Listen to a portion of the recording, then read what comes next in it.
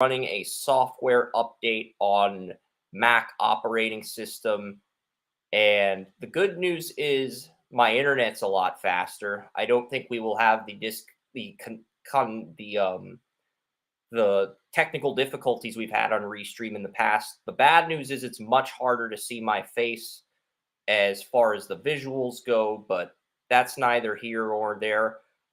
Jimmy Buffett, he passed away. I was scrolling through my news as I was updating my operating system on Twitter, and I saw the news Jimmy Buffett was dead at around 3:30 a.m. I was waiting for my operating system to like be BS and I told something was going to delay NHL season preview, but I want to put what Jimmy Buffett's musical career and his impact on country music was into perspective here, because this was an iconic singer. This was not just an individual who brought joy and passion and enthusiasm to people's souls. When you listen to Margaritaville, not only are the lyrics incredible, he times when to slow down, when to speed up. He times everything to precision in such a methodical melody that it just clicks. And I think that does not get appreciated in today's era of music. So, really. And not only that, you look at it and look at his influence. He influenced a lot of what Willie Nelson did in the late 60s, early 70s, when Willie was already a household name. He influenced Alan Jackson, 5 O'Clock Somewhere. That was co-written and influenced by Jimmy Buffett. And they sang it together not only on record, but in several live arenas. He had several hits that involving themes like California and the aforementioned drinking. It had a couple of those, which one of them I just got to. So he may have been known for Margaritaville in part because of Margaritaville, Florida, which was a themed area after his song Margaritaville, or his string of bars in that area, the Margaritaville bars. But if you really look past that and look down deeper, and he was one of the people, he didn't dress up to go on stage. He put on a Hawaiian Flyer shirt, put on a flip-flop, went on stage and sang. Went on stage, did his thing. He did not even put any effort into anything he did, and he was as iconic as any singer in probably ever, simply because he didn't have to put any effort to have the same success that people who had put effort into it. So, I mean, there was a lot of what he did and a lot of his influence was just amazing, and he didn't even really try to have that type of influence. It was just who he was. Yeah, you can tell when he's singing, when he's communicating, it's so natural, it's so effortless for him.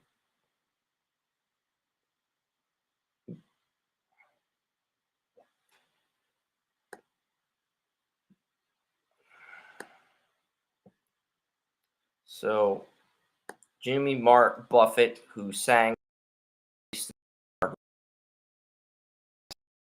at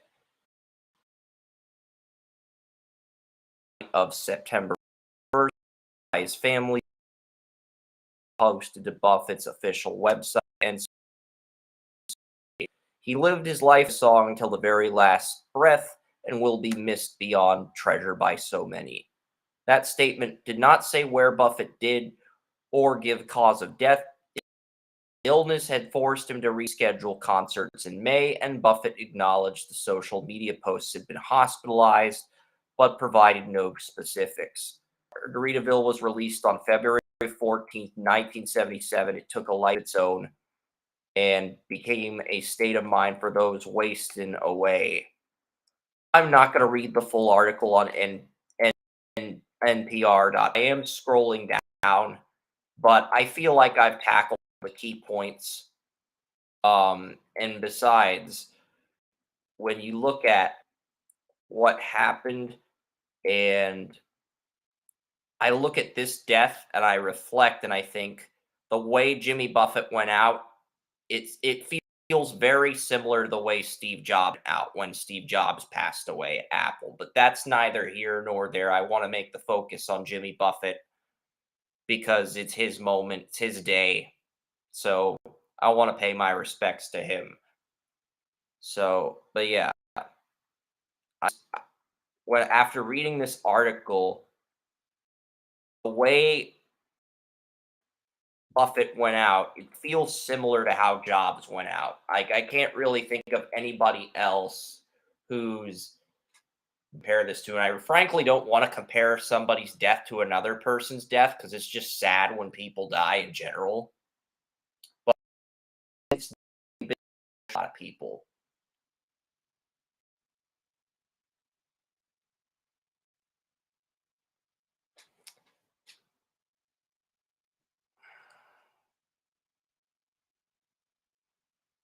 Yeah, I should have brought an umbrella. Yeah, it's song This is soon what as happens when Jimmy Buffett dies. This is what happens when Jimmy Buffett dies.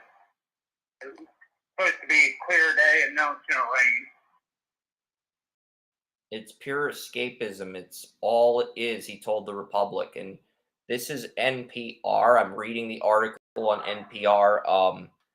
But yeah, this is pretty much what happened. His brand kept evolving in 1985 and it just kept growing and growing and growing, getting bigger and bigger. And he had margarita themed stores that Joey described. Key West had a margarita cafe, and it started in Florida but expanded to New Orleans and California. There was also a Broadway bound Jukes Mox musical. And he was born on Christmas Day in Mississippi and raised in the port town of Mobile, Alabama. That's so he was a big influence in Mississippi, in Mobile, New Orleans. My friend Kevin Green said he was considered a son in Cincinnati. He was in Austin, Texas during the inspiration for Margaritaville. I'm just scrolling through the article and reading anything that's noteworthy. And fact that Buffett was in Austin, Texas when he thought of Margaritaville, yeah, I think that's noteworthy. And it's an unfortunate day for those involved. So, yeah. You got any other thoughts you want to add to this? Because it's just been a sad day in general. And I mean, the song ES Yeah, where we can look ESP was brutally bad. Woeful. I go into detail on how woeful it is. If I do, um,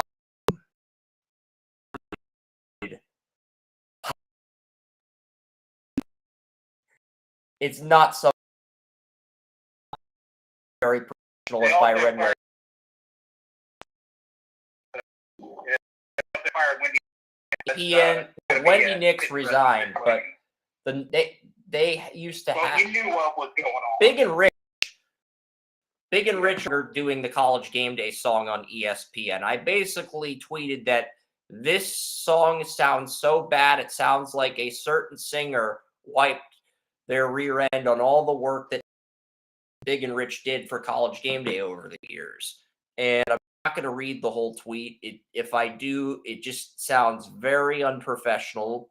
I tweeted it though because it was just that bad of a job by ESPN here with, and to do this on the day that Jimmy Buffett passed away without any moment of silence, it feels like an eyesore for ESPN, but I'm not going to get into it right now. Well, that's just one more eyesore for ESPN. I mean, they've had many, especially over the last 6-8 months. It's still less of an eyesore than the box of Leaf football cards I got. In the box of Leaf football cards I got, they gave me 3 Todd McShay trading cards. In 20 packs of trading cards, I got 3 Todd McShay trading cards for 2023 after he got laid off at ESPN. Way to go, Leaf football. Way to go. That's me being sarcastic, of course. Oh, it might be worth something, even though I don't announcer outside of. I've got, well, to be fair, the Leaf box did give me 3 autographs. Peter Skoronsky, Raheem Jarrett, who did make the Buccaneers' final roster as a backup receiver, and I got a who is the Chiefs all-time Chiefs left guard. He's from the 90s, early 2000s. It's a guard in the Chiefs. Oh look. It's a guard in the Chiefs. It's a guard in the Chiefs. I got it's Will Shields, a Will Shields autograph card. So if I spent $32 on a box of trading cards and I come away with a Will Shields autograph card, the Will Shields autograph card alone is probably worth like $40 because Will Shields is one of the best guards of all time for the Chiefs.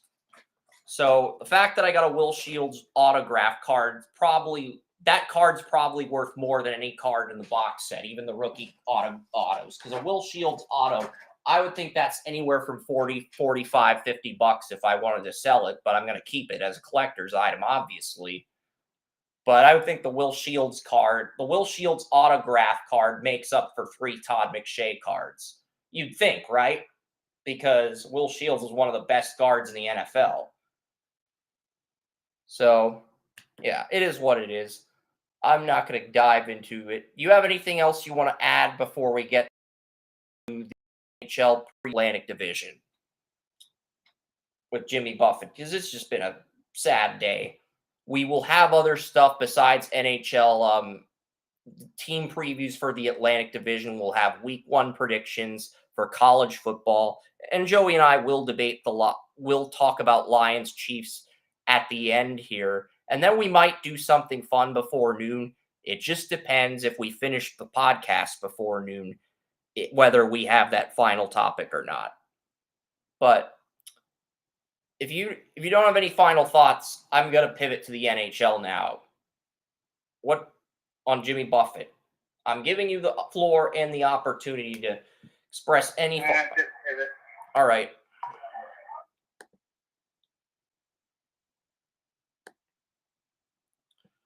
All right, so Boston Bruins, they're the first team in alphabetical order. And when I preview these teams, these divisions, I usually go in alphabetical order here.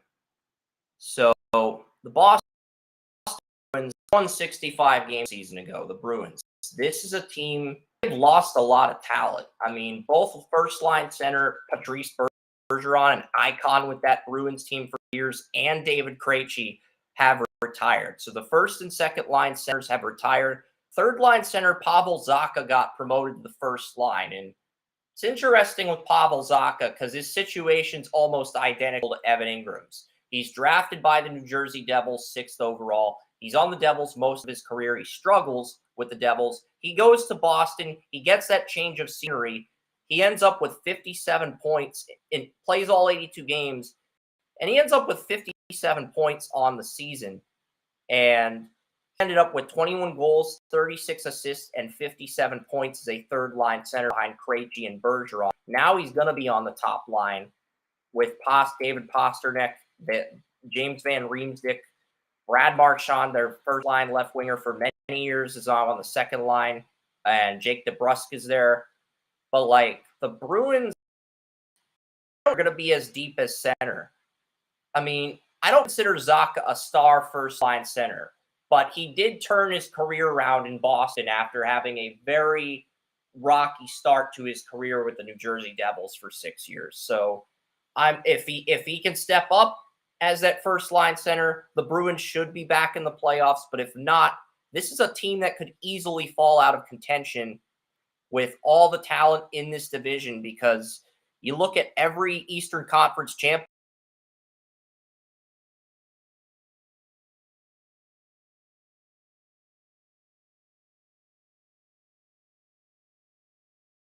and then last year, the Florida Panthers. All of those teams were from the Atlantic Division, and we will get to some of those other teams. But a big reason the Bruins won 65 games is the trio of Bergeron, Krejci, and Zacha, the wingers. You had Taylor Hall on it as a third-line left winger. You traded him to Chicago. Grzelcyk and McAvoy are still effective first-line defensemen. You have Carlo and Hampus Lindholm still on the second line. You've replaced you have Kevin Shattenkirk and Derek Forbort on the third line.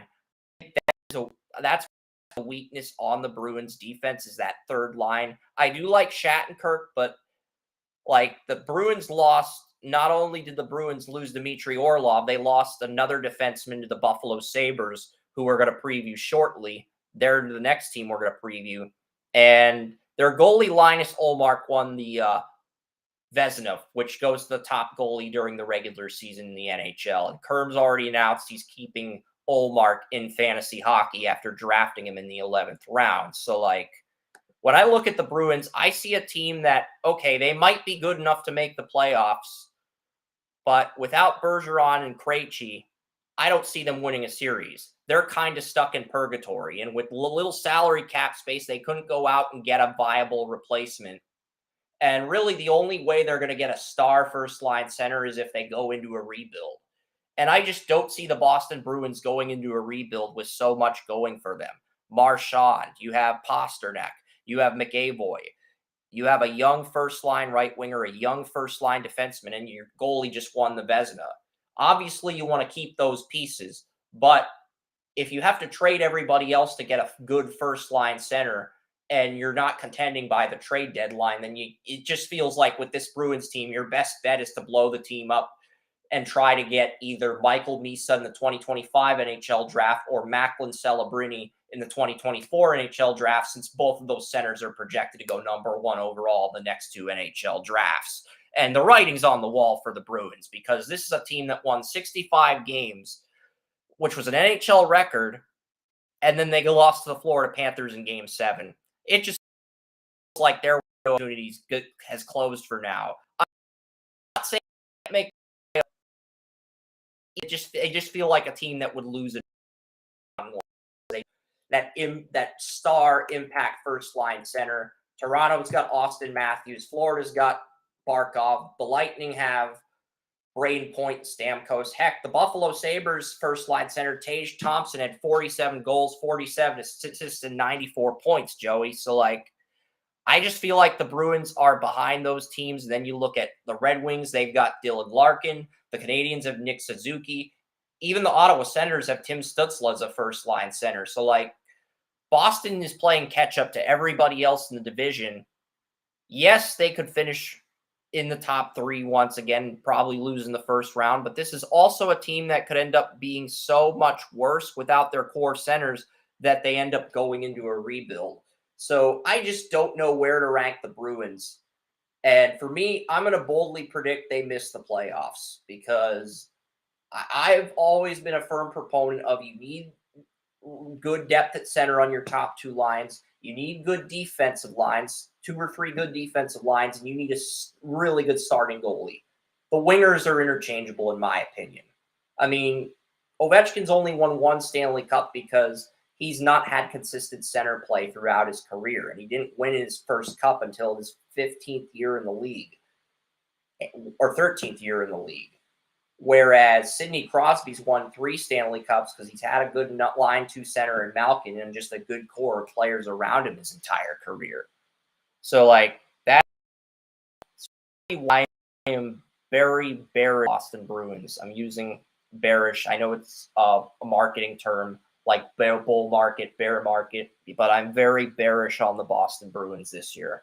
You have anything you want to add before I get to the Sabres? Because this was a team that came in, exceeded our expectations, and then they laid an egg in the playoffs against Florida. I mean, I think Kern said they'd sweep Florida, I had Boston in 6, but we both expected Florida to be competitive in that series. So I'm going to get to Buffalo unless you want to add something to Boston. All right. I'll get to Buffalo then. And the Buffalo Sabres are my dark horse in the Atlantic this season. Yes. And it's not just me. Everybody is talking about this Buffalo Sabres team. Heck, even Urinating Tree, who did an NHL post-free agency video, believes this is a dark horse. And the Buffalo Sabres, they have all 12 forwards from last year's team back. Tage Thompson, 94 points as your line one center. Dylan Cousins, Peyton Krebs, Tyson Yost, really good depth at center, really good depth at winger. And then you've got Rasmus Dahlin, number 1 pick in the 2018 NHL draft, and Matthias Samuelsson on the top line. Connor Clifton from the Boston Bruins, veteran. Owen Power, first pick in the 2021 NHL draft on the second line. You have Eric Johnson, first pick in the 2006 NHL draft, won a Stanley Cup with Colorado on the third line as that veteran number 1 pick. And then you have Henry Jokiharju. I mean, and Buffalo had 4 good defenders last year. The problem is they didn't have those extra third-line defensemen. They have those, and they also have a good goalie now. Goaltending was an issue in Buffalo for years. They now have Devin Levi. So Devin Levi looked great in the NHL in his brief stint. We talked about Levi a few times in the podcast, Joey. So I'm just going to come out and say it. I think the Buffalo Sabres are a dark horse to win this division. Yeah, I don't think they're just a playoff team. I think they're an actual dark horse to win the division outright. I love what they've done, and injuries of them, Florida, Toronto, Tampa Bay, really the teams I've been eyeing in on. They've got the fewest injuries. That doesn't mean they'll dominate in the playoffs, but I wouldn't be surprised if they had the best regular season of any team right now in that division because they have the fewest injuries. The Florida Panthers have a lot of injuries, and I know you want to talk about the Panthers, Joey, after what they did during last year's Stanley Cup run.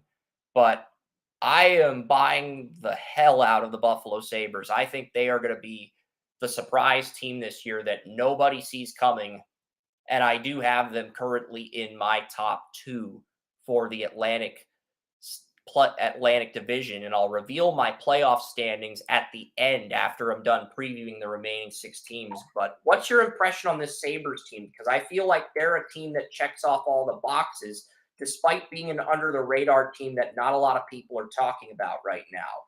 They not only do they have talent coming back, they have prospects in their prospect pool. Matthew Savoy was 5th on my big board. He fell to 9 when Buffalo took him, still in the prospect pool. And Zach Benson was 5th on my 2023 NHL draft. He flew at 13. So Kevin Adams has come into Buffalo as their GM. He's changed the culture. He's turned things around. He got an extension. And you have Brandon Beane. You have Kevin Adams. You have 2 competent GMs in Buffalo for – I don't remember the last time Buffalo had a competent GM in both football and hockey. They've had some good people at the helm for years, but I don't remember the last time that both the Bills and Sabres had competent general managers, Joey. I mean, the last time the Bills and Sabres both made the playoffs was 99-2000. That was the year Wade Phillips had lost to the Titans in the Music City Miracle. Doug Flutie should have played that game. Rob Johnson played. The rest is history. I'm not going to get into that, open that can of worms for Buffalo fans, but I do think the Sabres are a dark horse this year, and they're a team you need to keep an eye on moving forward. You want to add something to the Sabres? Well, if you look at it, that team that Marv Levy coached was before the last couple of years was the last good Buffalo team that the Bills have had. So, I mean, they had a couple spatterings of, pretty decent teams here and there, but that was really the last big team that was supposed to make weight. Yeah. Buffalo, still a little on the fence about the Sabres. Can they be good? Yes. I think you hit it on the head as a dark horse. It wouldn't be my dark horse, but it's a good choice because I think it could go one or two ways for Buffalo. I think they could crash and burn, or they could make some waves. So I agree, and I like Tage Thompson. Tage Thompson was a right winger in the NHL draft. I love what he's done in Buffalo, but like when you think of star first line centers, you don't think of Tage Thompson. That's not a knock on Thompson. It's just he's a really good point producer, not necessarily a star player. Think like Mika Zibanejad with the New York Rangers. Nice point producer, very effective leader. I wouldn't call him a star as far as a first line center goes, but he's very good at what he does. And I think Tage Thompson's in the same category there, like Mika Zibanejad. So we'll see what happens. But you know, he had a good he had a career season last year, and we'll see where this goes. But next up, it is the Detroit Red Wings. The Yzer plan. Yeah, because if you go ahead. When you have a good season, now the real challenge is can he build off that career season? Because he had 47 goals, 47 assists, and 94 points. That's the thing. He had 47 goals, 47 assists, 94 points. If Tage Thompson can get 100 points, I think he's entered that star category. And if he's not, he's just a really good high-end number one center.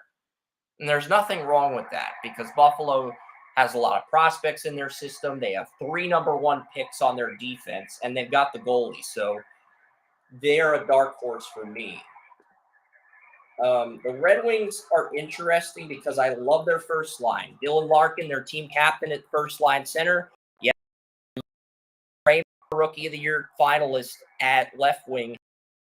And got he's the right winger now. That's a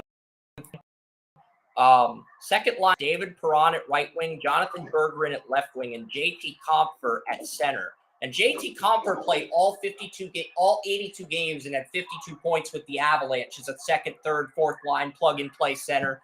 So he's won a Stanley Cup with Nate McKinnon. So having him under Dylan Larkin is like another veteran.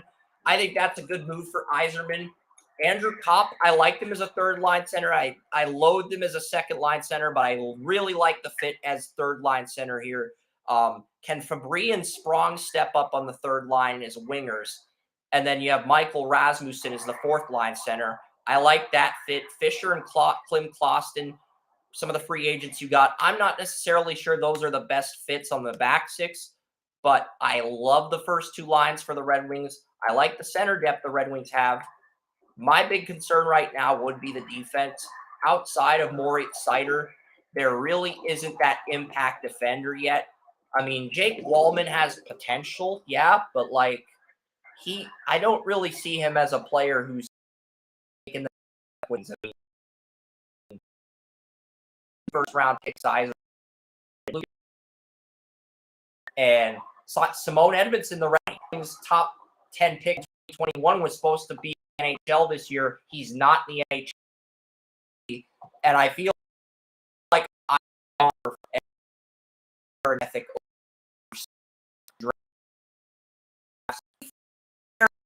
The situation he had in Tampa Bay, he came in 2000 head.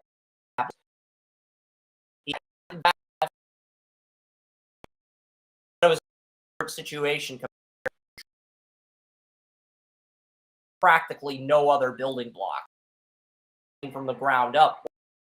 So it's in a very good situation that any GM would have had. So yeah, and that's I really like. GMs in professional sports will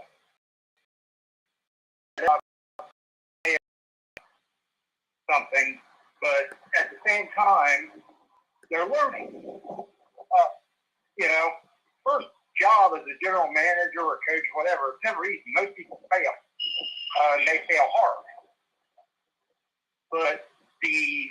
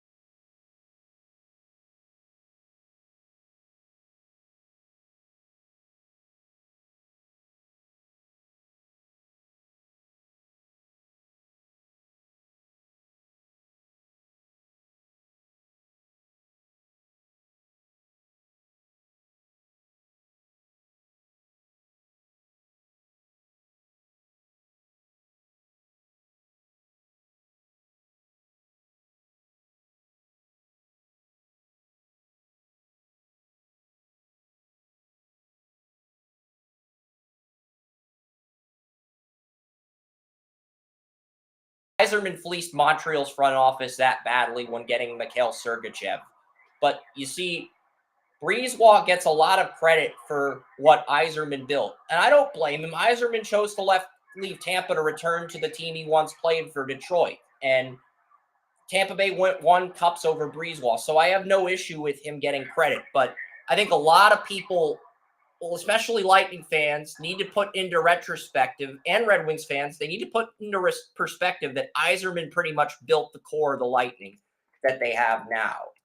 So, and he got a much better hand in Tampa compared to what he's had to work with in Detroit. I like the forwards. I think Billy Husso, former backup goalie on the Blues, is decent. James Reimer, they added him as the backup goalie. I don't like the free agents Detroit added this year outside of JT Compher. But at the same time, Daniel Sprong was a player I liked in the 2015 NHL draft. So if he can break out on the third line, Detroit, maybe they can do something. I don't think they're quite there yet as a playoff team, Joey. I hate to say this because I feel bad for Red Wings fans at this point with all they've had to go through since they're.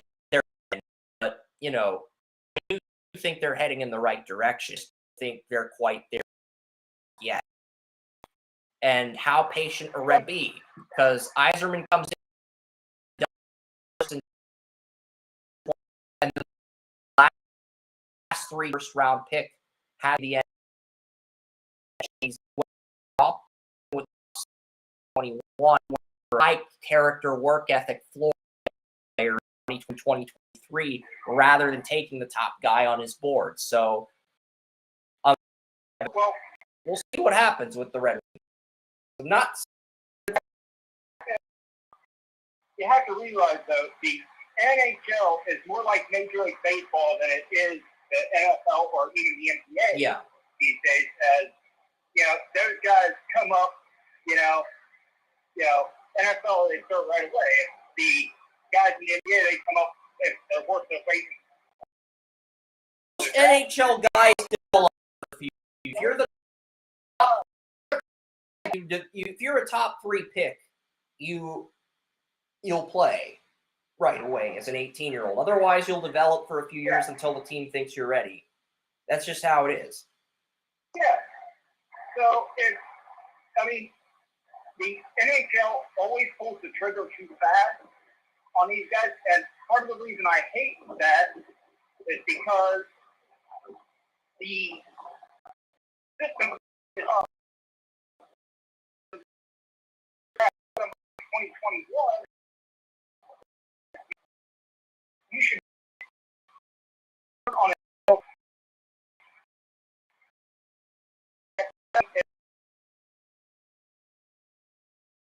23. This is just so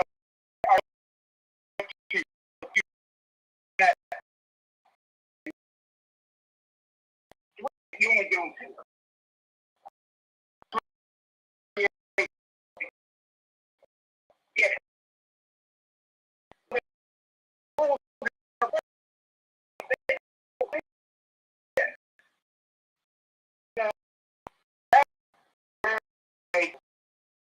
This, I mean,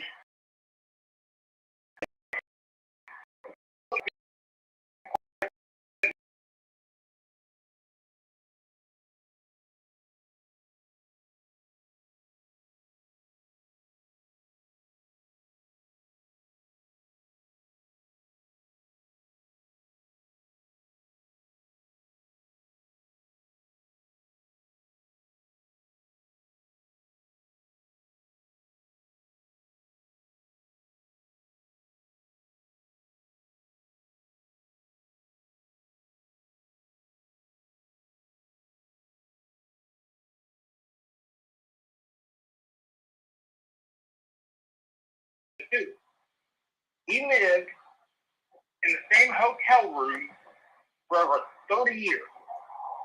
Yeah, Utah did have a good basketball coach. Yeah, Utah had a good basketball coach 2 years ago when they had the best record in the Western Conference during the regular season, but that's not the coach you're thinking of. You're thinking of Jerry Sloan. I believe Yeah. you're thinking of. That's You're not thinking of the recent coach. You're thinking of the late Jazz coach from the 90s. That would be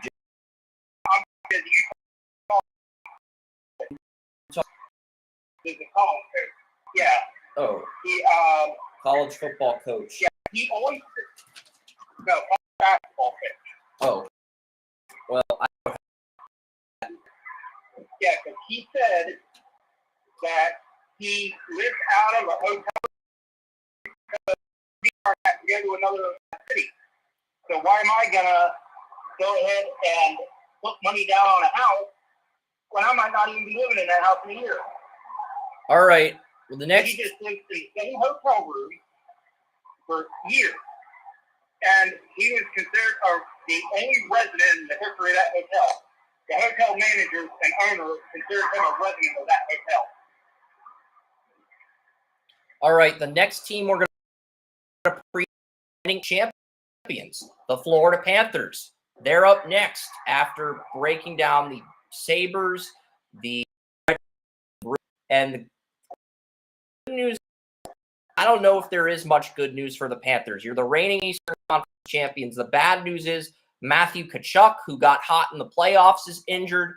He got injured in the Stanley Cup. He tried to play despite going through 3 different injuries, and he had trouble putting on his jersey, and the coach pulled him aside and said, no, you've done your best for us. We're proud of you. We love what you've done, but no, you got to step aside.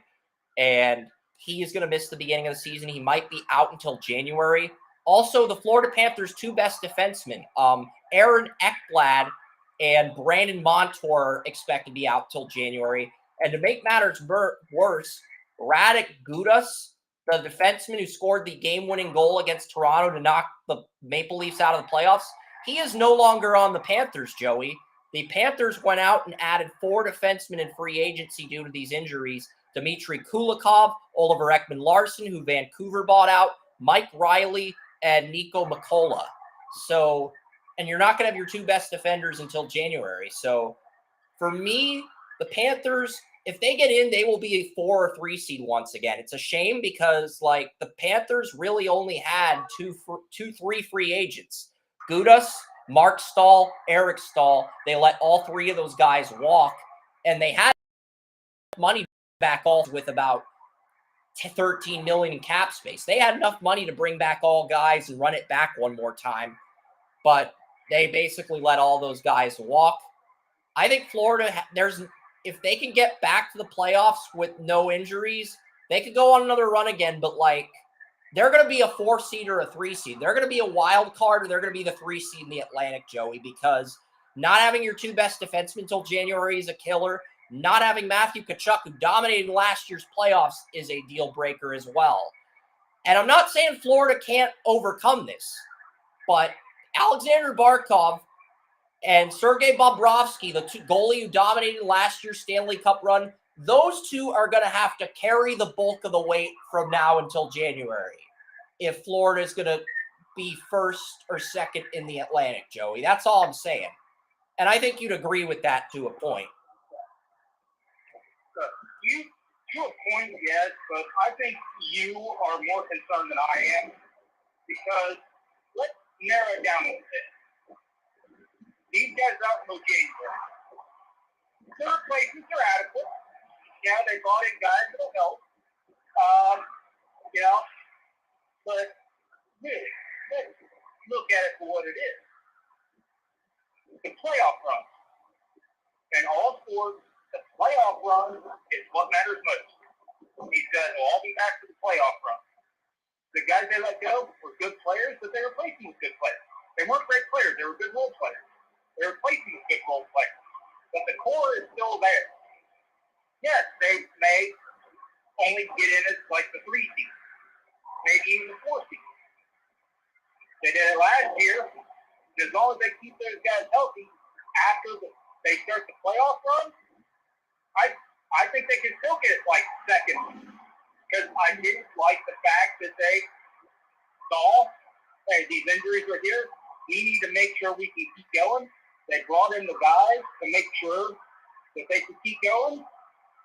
And now they're gearing up and they're going to be healthy for the playoff run. Yeah, and that's the big thing with me. In that game, I'm not too worried.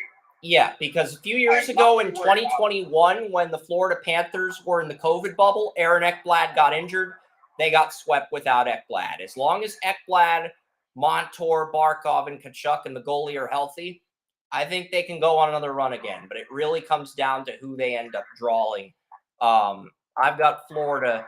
I'm leaning towards Florida at 3 or 4 for now, but I'll wait to reveal my teams. The team that's going to finish last place in the Atlantic Division is the Montreal Canadiens.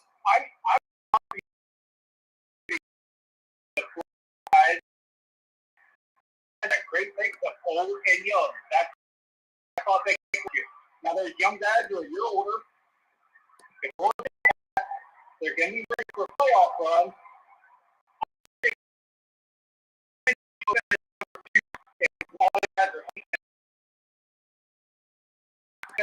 Watch it because, watch those young guys grow.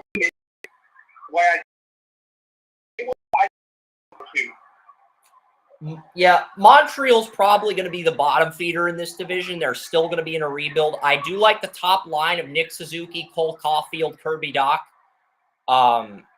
You drafted Juraj Slavkovsky, number 1 overall. He's been demoted from the second to the third line, so that's not good. But at the same token, I mean, Slavkovsky wasn't supposed to play in the NHL as a rookie. Montreal just sort of rushed him in, and a lot of people questioned their decision to take him over Shane Wright. But at the same time, fans got on board with it because the NHL draft was in Montreal. Look, you guys are not going to be contenders this year. Carey Price is still on the IR. He's been injured for like 3 years in a row now. You want the good news, Canadiens fans? Lane Hutson, a player I had a first-round grade on in the 2022 NHL draft, him and David Reinbacher have incredible chemistry. Like, Reinbacher's comparing crap, forgot the guy's name, but yeah, like, Reinbacher's the player that I first 22 NHL draft to Lane Hutson. Reinbacher's comparing Lane Hutson to Cale Makar of the Colorado Avalanche. And Lane Hutson saying that David Reinbacher is really good defenseman. He's a guy who can anchor the blue line on the first line. So if Lane Hutson's still in college and you're developing Reinbacher in the AHL and Hutson and Reinbacher's chemistry is already that strong, this team is going to be scary in a few years once those guys are done developing. And to make matters even more encouraging for Canadian fans, Jacob Fowler, the goalie from the Youngstown Phantoms that I wouldn't shut up about, he has been dominating in the Summer League training camp games for the Canadiens. Even though he cannot play on training camp without an active contract, he can still participate in Summer League games, and he has been very dominant, praising both Reinbacher and Hutson. So it looks like you've hit on, as long as you don't screw up the development of Hutson, Reinbacher, and Jacob Fowler at goalie, your future is going to be very bright, Montreal. So just stay patient. Let these guys develop in college for 2 or 3 years, and don't rush this. Don't fuck this up. And you're going to be okay in a few years. But right now, you're in a rebuild. And here's the thing.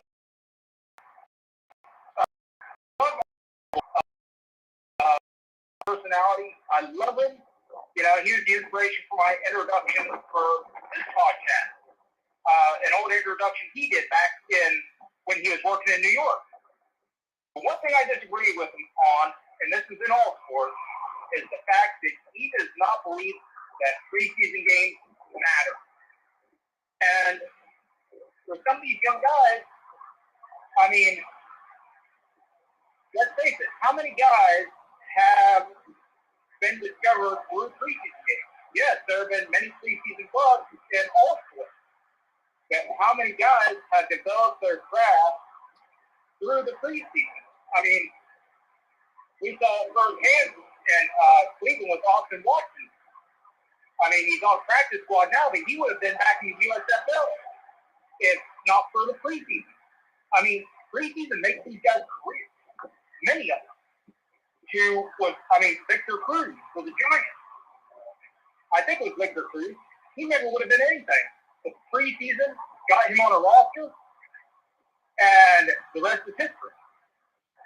Like you said, the goalie that you love so much. Guess what? The preseason, he's shown why you love him so much. So he went from somebody who may have been a backup. He may be running for a starting goal. So, the preseason means something. Well, Boston College has two choices. Start Jacob Fowler, freshman, or senior third-string goalie who gave up an average of 5 goals a game. I think I'd start that situation and see what I've got over third-string goalie that gave up 5 goals a game in 2 starts. It's 5 goals a game. That's just awful.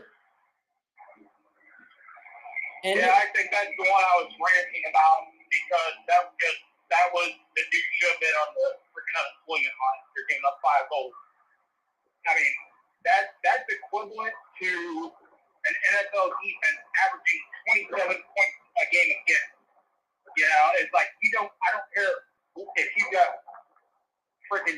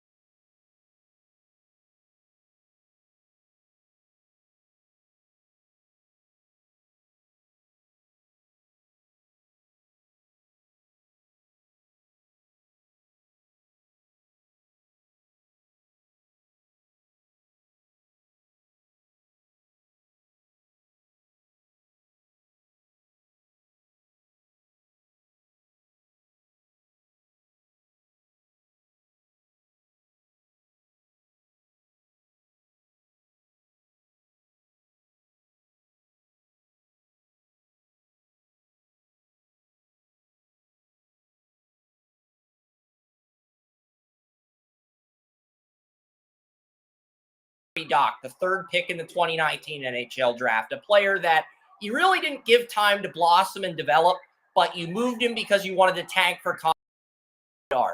This year was Alex Newhook.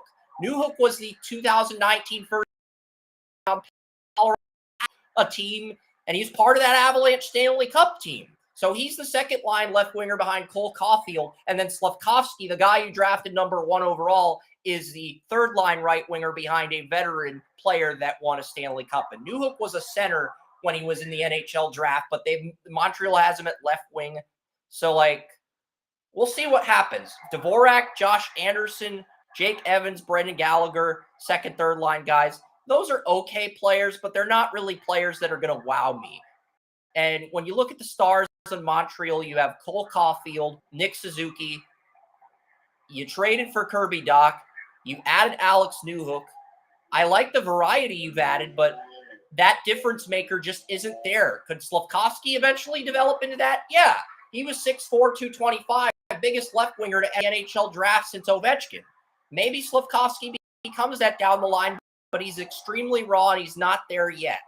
So for me, Montreal's one of these teams that's stuck in a rebuild. But luckily for Montreal, the NHL draft is at a point where it's in a golden age of talent like the NFL draft. So they're going to be able to get some good players and good picks, and they pay Hudson and the goalie Fowler. I think this is one of these teams. They're going to be in a rebuild during the first half of this decade after making the 2021 Stanley Cup during the COVID year, where they put Canadian teams in their own bracket. But they're not going to be one of these teams that's competitive until 2026 or 2027, 2028. They're going to be in a rebuild for the next 2 or 3 years. They just are, because their best goalie is Carey Price, and he hasn't played in 3 years due to an injury. And, that's the thing with Montreal. That's why they're in this predicament they're in right now. It's pretty simple. But but if you've got guys that are going to be,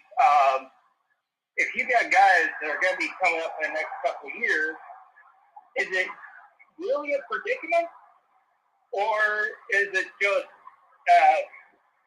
practice and patience? I think it's practice and patience because Hudson and Reinbacher already have incredible chemistry, and if Montreal ends up signing Reinbacher after this college hockey season, you can bring Reinbacher up next year and pair those two on the same line so that their chemistry remains intact. Because one thing you don't fuck with is chemistry. So if Hudson's saying that Reinbacher can anchor the blue line and knock people on their asses, and Reinbacher's saying that Lane Hudson reminds him of Cale Makar, you make sure those two defensemen are on the same fucking line. It's very simple. I don't care if it's the first, second, or third line. You make sure those guys are paired together, period. You're probably with me on that. Yeah, and that's something I've been a big proponent of for years. Keeping guys together, even if maybe individually they may not be worth what they're being paid, but if, for instance, an NFL quarterback, you might have a guy that's no better than second or third receiver, but with that quarterback, he is a solid number two, maybe even a borderline number one. You really want to break that up because they have such chemistry that it's almost telepathic as where they know where they're going, they know what they're doing, they know how they're doing it. But if you break that up, now you've got issues because, just broke up part of the canvas. Now the quarterback may be looking for a new number one go-to guy. It wasn't the number one receiver overall. It was the number one good guy. And same thing with hockey. It's that chemistry. Same way in baseball and everything. Like you have first baseman and a third baseman. You know how the third baseman throws the ball. You know everything. They're great dynamics. And then you just automatically change one out, and it's like, well, this is a good player. Why are we changing it out when we make each other better? Now there's an issue because say you bring in a guy that doesn't throw the ball quite the same way.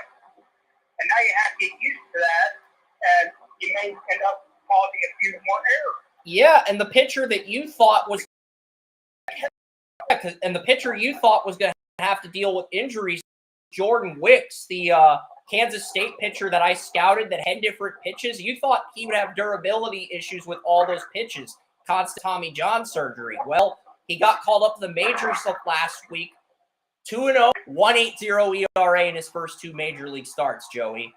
If he keeps pitching that well into October like Jake Arrieta when he peaked in 2015, the Cubs are going to steal a game or two against the Braves. And if he's pitching in Game 5 of the series and it goes to Game 5 in Atlanta, Cubs might actually knock out Atlanta. If I'm the Braves, I'm more concerned with the Cubs than I am the Phillies at this moment. I know the Phillies knocked me out last year, but the Braves have just dominated baseball all season. I don't think the Phillies are going to maintain the same level of momentum.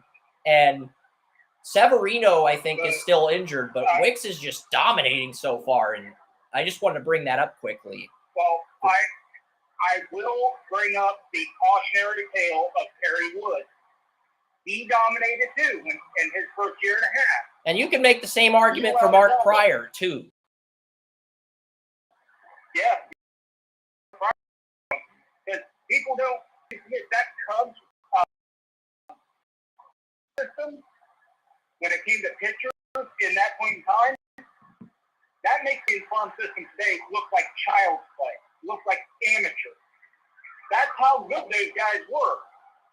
But they blew out their arms because they developed so early. They developed all these pitches so early. They had so much power. They blew out their arms within like 2 years. Now, Terry Wood was able to parlay that and become one of the best closers in the game for many years. Pryor was able to do the same. But they had to be closers because their arms could no longer take the 7 inning plus pounding. Well, Marcus Stroman, the They were Cubs' great. best pitchers on the 15-day IL. But if Stroman, Hendricks, Justin Steele, and Jordan Wicks are all healthy for the playoffs, Cubs are going to have 4 quality starting pitchers. And people are going to sleep on them because right now, everybody in the mainstream media is penciling in the Braves and Dodgers into the NL. It's at the point where you have to field it. Philly,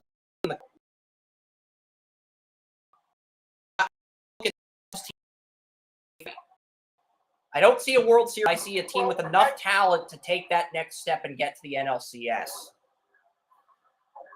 Well, I will always break up.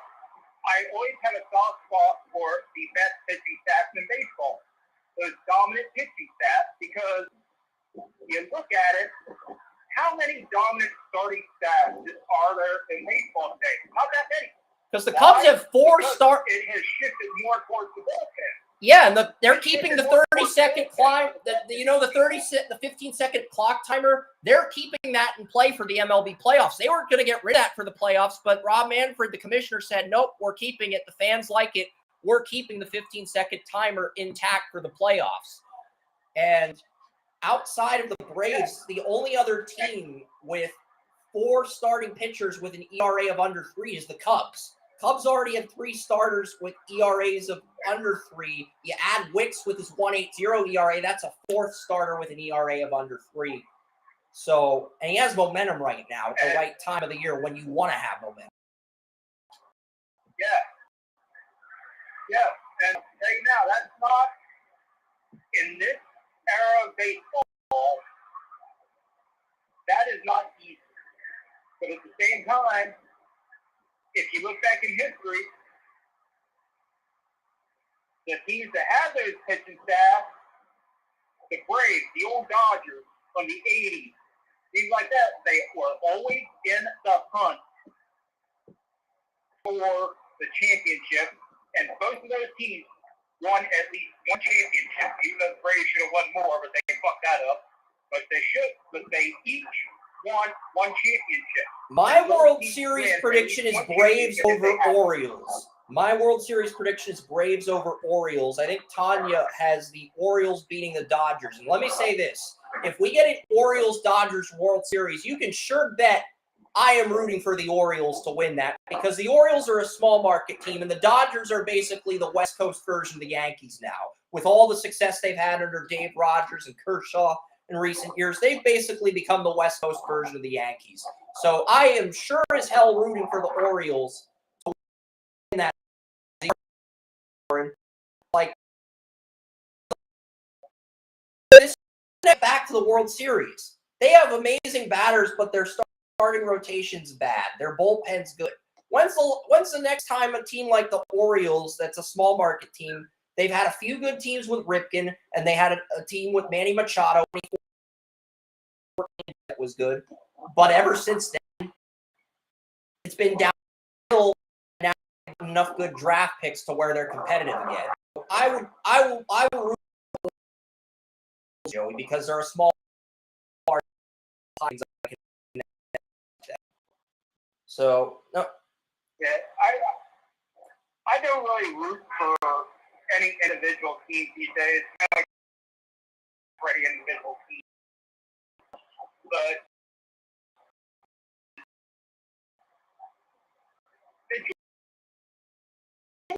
I will comment and I will make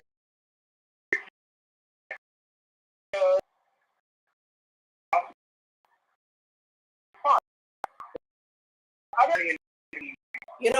kind of want to. I don't think we'll get it. Orioles Reds World Series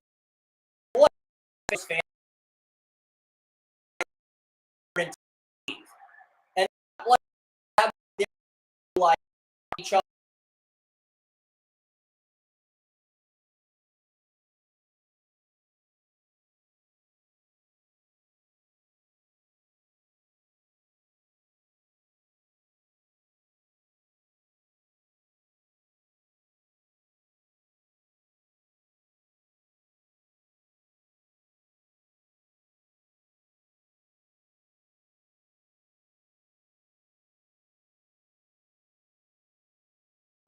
federal.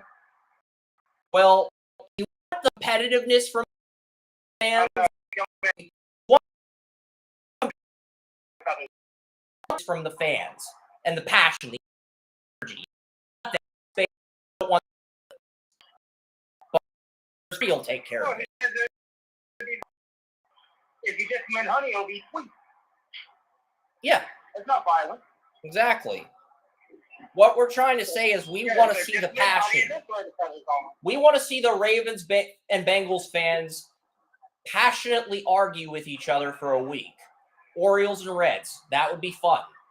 I don't think we'll get that matchup, but yeah, the Reds have fallen off a cliff since the beginning of the year. It's now the Brewers and Cubs in the NL Central, so we're not going to get that matchup. But let's Ottawa Senators here. I do like their first line with Stützle, Tarasenko, Tkachuk, Tarasenko replacing the guy they shipped off to Detroit, Alex, forgot his name. It's a former Blackhawk. But regardless, Tarasenko, Drake Batherson, Claude Giroux, Josh Norris is injured. Alex DeBrincat, that's the player I forgot for the Red Wings. Alex DeBrincat was on Ottawa last year. So Tarasenko's replacing DeBrincat. You have Batherson, Josh Norris, Claude Giroux on the second line. Shane Pinto's a nice third line center. You have Kubalik at third line right winger. And Ridley Greig, Ottawa's 2020 late first round pick, making his NHL debut. And then you have Kastelik, McEwen, and Matthew Joseph on that fourth line. I do like Ottawa's forward. This is probably their deepest forward core in a while. Jacob Chichern and Thomas Chabot are a really good first-line defensive pairing. I like Artem Zub and Jake Sanderson overall. And then you have Hamonic and Eric Brandstrom on the third line for your defense. Love the forwards and defense. Josh Norris is injured. That's going to affect the power play as well as the penalty kill. And right now, the goalies for Ottawa are Anton Forsberg, who was inconsistent as a starter before a season of injury, and Joonas Korpisalo, the goalie who stepped in for the LA Kings late in the season last year after they traded Jonathan Quick away. I'm not sold on Korpisalo or Forsberg personally. I love the forwards and defense. I'm not sold on Korpisalo or Forsberg as a goalie. That's why Ottawa, for me, is kind of like Boston.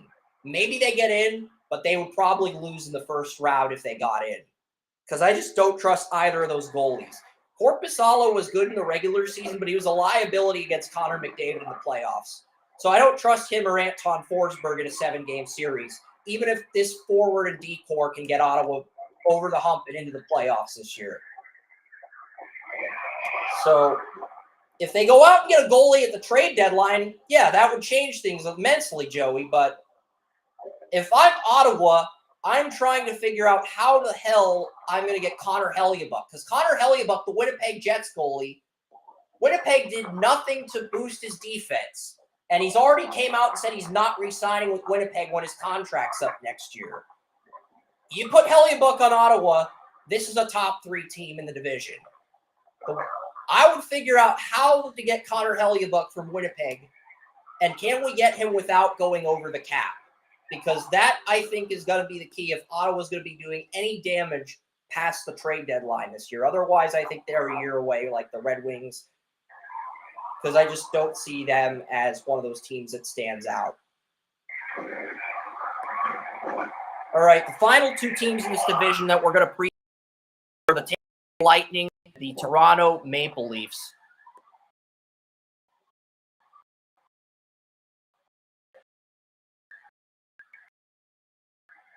And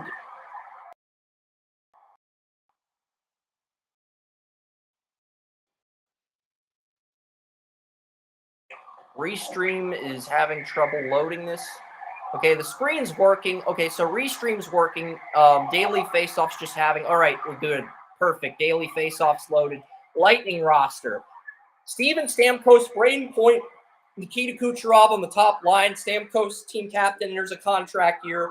Hasn't been extended yet, but they gave Brandon Hagel, the guy they traded for from Chicago, an 8-year extension. I have to think they're moving on from Stamkos. If you don't extend Stamkos and you give your second line left winger Hagel, a guy who traded multiple first round picks for an 8-year extension, That tells me Hagel's going to be the future first-line left winger with Point and Kucherov. You have Cirelli and Connor Sheary on the second line. Nick Paul, Tanner Janot, Michael Eisemont on the third line. And the fourth line features Logan Brown, Josh Archibald, and Luke Glendening, who is a third, fourth line center on my Dallas Stars as that enforcer. And, you know, Archibald, Logan Brown, Glendening, these were cheap free agents. Tampa Bay had hardly any cap space, so they were able to get some cheap free agents for the fourth line. And Victor Hedman and Nicholas Perbix. Nicholas Perbix came in and took the first line defenseman job from Sergachev. And then the second line is Sergachev and Cernak.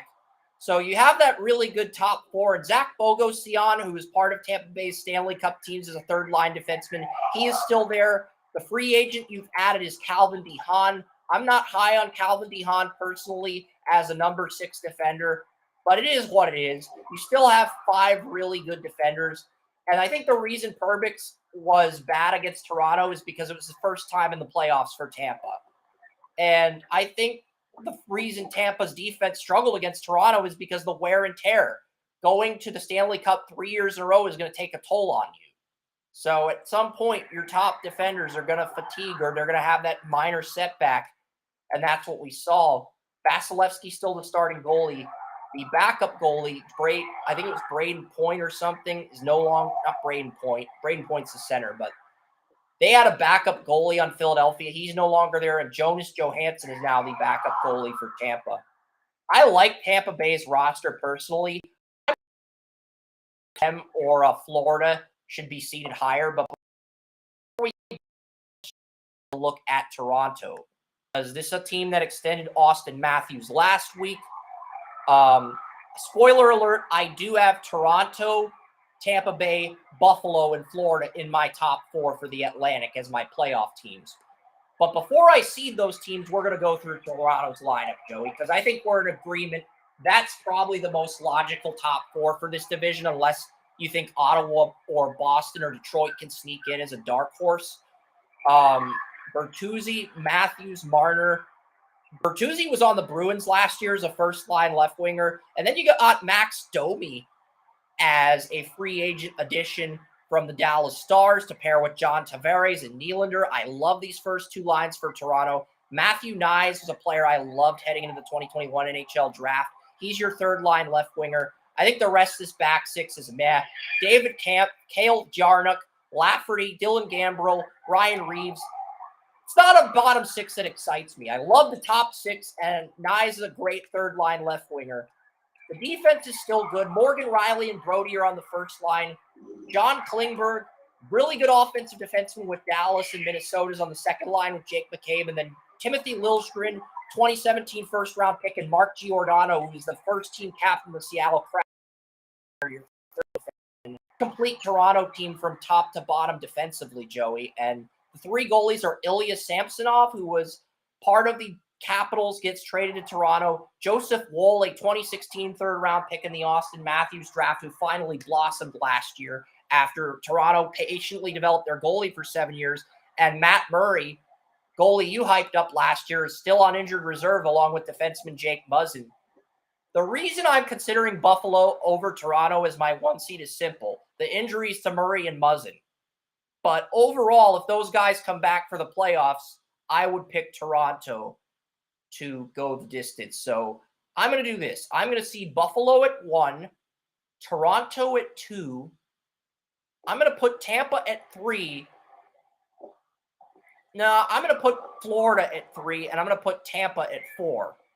So Tampa, they're going to avenge last year's playoff loss to Toronto by beating a way less experienced Sabres team as the wild card. I've got Toronto getting their revenge on Florida, and then I've got Tampa again, which means Toronto, it is finally your year to make the Eastern Conference Finals. Right now, Toronto will come out of the Eastern Conference.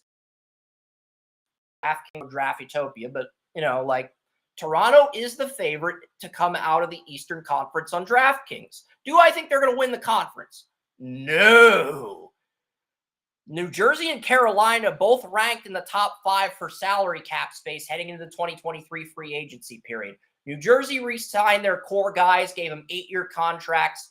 Carolina, they could have went out and got some of the guys the Penguins got with $12 million more than the Penguins had to spend.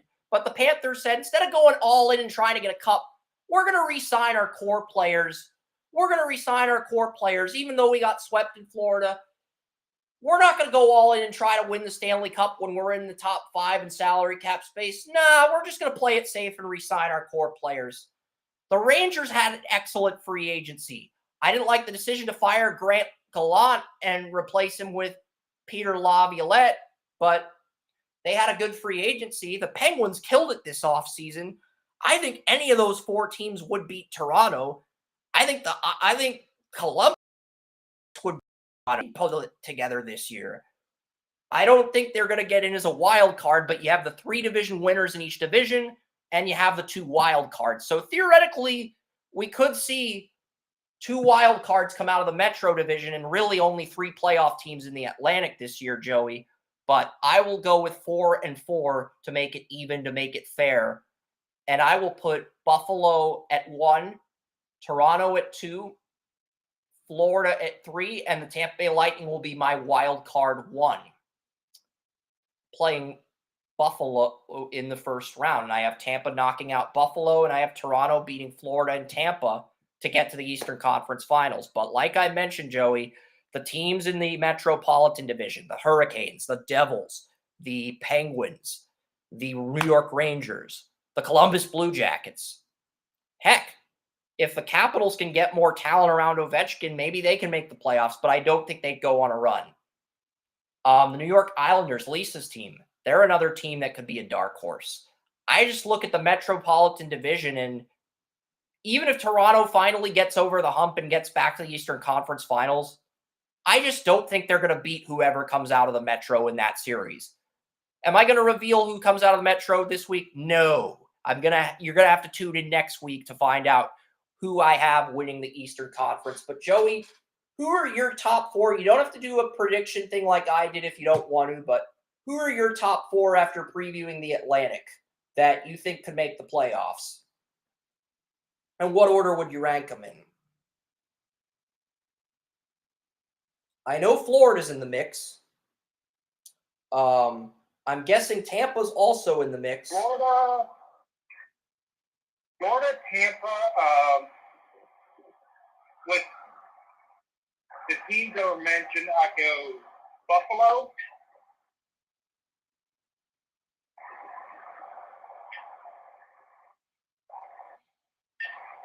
And I'm thinking maybe as just a shot in the dark,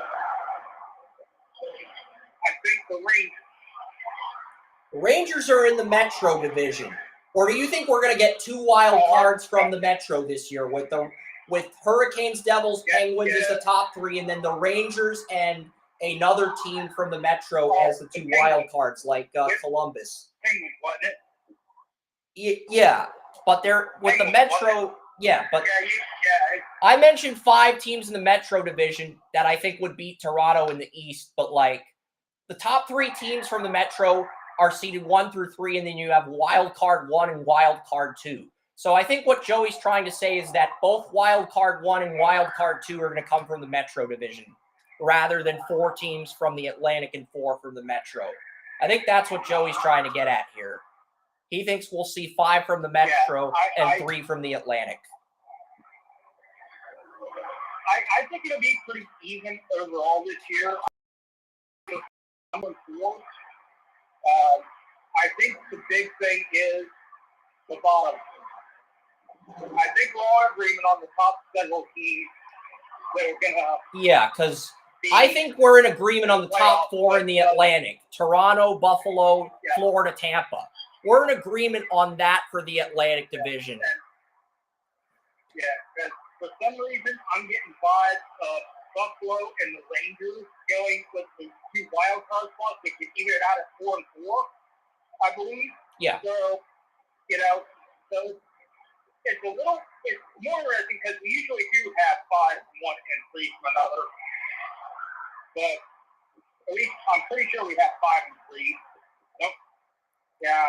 No, with Buffalo and the Rangers, you'd have 4 and 4, but I like it that better. It's simpler to memorize, internalize things. And this is the thing. You memorize this shit a lot better than I do. Well, what I use is visuals. I use Our Lads and NFL depth charts for NFL stuff. From the team website. I use Daily Faceoff for NHL stuff. I use Lines for basketball, and I use the MLB.com team websites and fan graphs for baseball depth charts. But yeah, that will do. I do similar things, but the thing is, I've got 12 concussions to back it up. That does not do well for memory. No, it doesn't.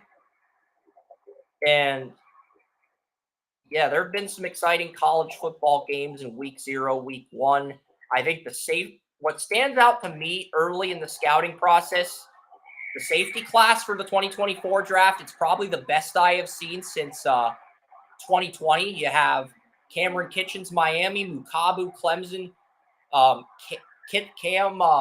Cole Bishop, the Utah safety, and Tyler Nooney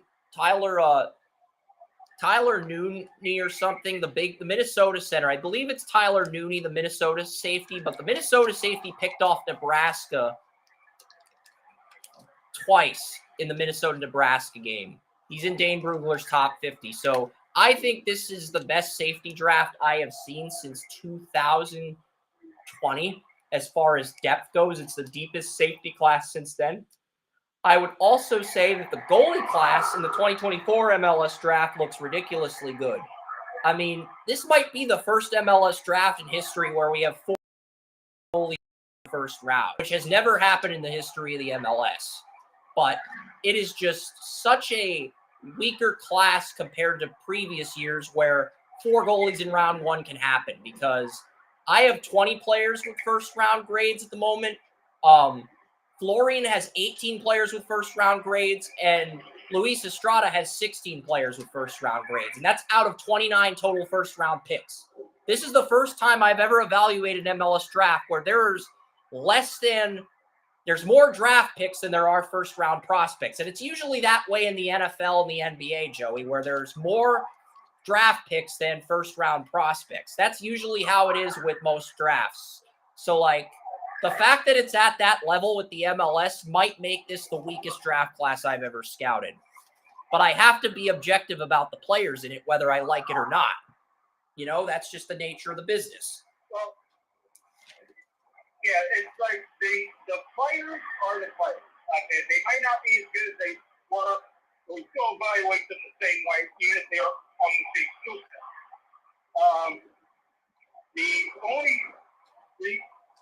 Even now, one of the reasons I absolutely despise the pro game and say it's nothing more than a glorified college game at this point is because I evaluate the players the same way I evaluated the players in 1995. It never changed. I still hold them to that same high standard. Exactly. And the reason... And the players don't meet those standards. Yeah. They meet the standards of a high-end college program. Usually I don't have 58 players on my MLS draft board until November or December. The reason I have 58 this early is because when Top Draw Soccer released their top 100, 47 of their top 100 players were draft eligible for 2024. Plus, I took notes on all the games last week during the season opener. I went through each game that was televised, each game that was on the internet, and I went through the rosters for both teams, took notes on every single senior, wrote down the jersey number, did the grunt work, and I was able to do enough grunt work to get my big board from 47 up to 58. And if there's 29 picks in the first round and 29 in the second round, 29 times 2 is 58. It's only September. I've already draft scouted, and really all I have to do is watch the games and reorder the board. And the MLS draft is only 3 rounds. It's not like 7 rounds with the NFL draft. So most of the grunt work for that is done. So I've shared my board, and I basically let Florian and Luis tweak it and tell me what needs to be adjusted.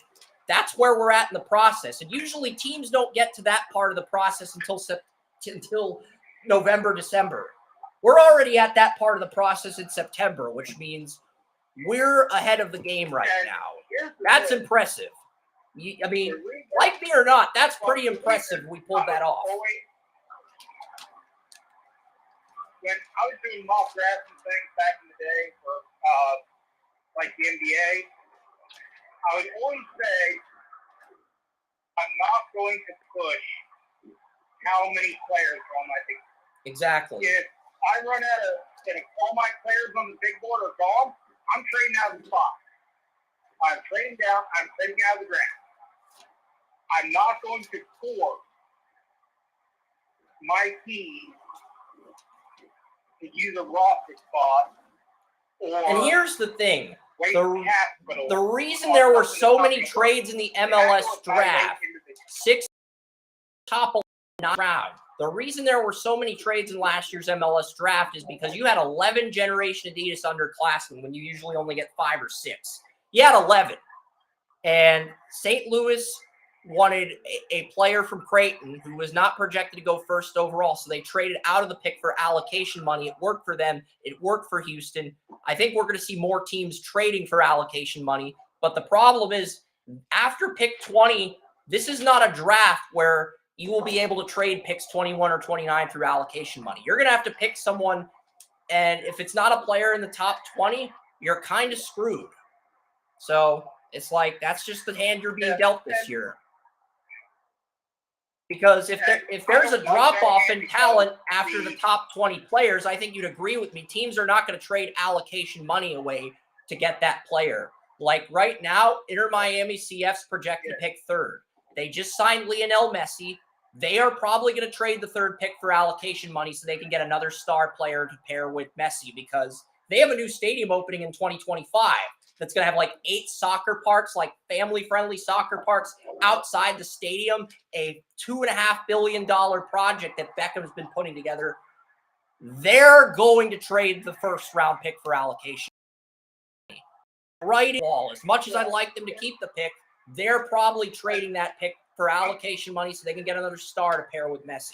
And I don't blame Beckham. That's probably what I would do in this situation as well. Because there's going to be value for the 3rd pick. I'm going to give an example here. I started scouting basketball in 1992. I was doing analytics, which at the time was considered advanced analytics. Now it's like the equations are so out of whack, nobody can figure them out unless you're a guy doctorate in mathematics. But I was doing that stuff when I was 10. I forced myself to learn that stuff and how to learn to evaluate at that time. At the time, my big board for the NBA draft was around 22 players. Then I remember around 2005, 2006, it was down to 16 players. Then I remember about 2015, I had maybe 7 or 8 players with 1st round grade. Now, if I get 5 players with 1st round grade, I'm lucky. And if I'm not in that situation, I'm trading back or trading out of the 1st round. Now, for the NHL, if that trend, if I say, you say there are 20 players in the with 1st round grades this year. For the 2024 Major League Soccer draft. Okay, let's go with that. Now, if there are not 1st round players in that, and you are forced to take somebody, that's just a crime scene. That's something that has to be dealt with on an internal level. Yeah, because every other draft I've covered for ML prior to one, there's been a player that's fallen to rounds 2, 3, 4, even gone undrafted. Players we've had on this podcast. So, like, that there's not that in this year's draft. And it feels like a draft class where you have impact players at that are seniors, but not stars. I mean, I see the underclassmen as stars and some of the goalies that could be stars because the goalies have traits that you love. Like, for example, Washington's goalie, Sam Fowler. He can throw the ball 20 yards like a quarterback, but he can also punt the ball 60 yards past midfield, past the circle around the soccer pitch, and accurately kick it to a teammate. He has a trait you cannot teach, a cerebral trait, great communicator. And the other goalie on Penn State, I watched him against Pitt. I watched him against number 1 Syracuse last night. Chris Shakes. Ken LeBlanc called him the MVP in the Penn State-Syracuse game, and Ken's a huge Syracuse fan. You know what the announcer said to describe Chris Shakes on the Big Ten Network? This goalie's got hands like glue. That's a football term. That's an old school football term from the Stickum days, if you want to get technical. And so if you've got a goalie who has hands like glue, that is a plus. That might even be a triple plus. Like when Lisa does her scouting report, she'll do triple minus, double minus, minus, triple plus, double plus, single plus. I do the SWAT report thing, but it's like, that might be a triple plus trait with the hands like glue. I mean, I don't care if you're an infielder in baseball, an outfielder, a goalie, in soccer, a football player, at wide receiver or tight end. Hands like glue is a plus. It's an immediate plus regardless of the sport you're playing, Joey. Well, first of all, that's way too many fucking pluses to be put behind the letter grade.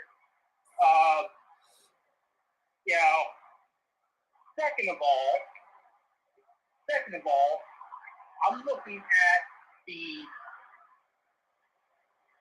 thing of, if I was to give grades now, I think last time I did grades on anything, it was, I did this Irish Celtic thing. I think it was like, I forget what it is. I think it was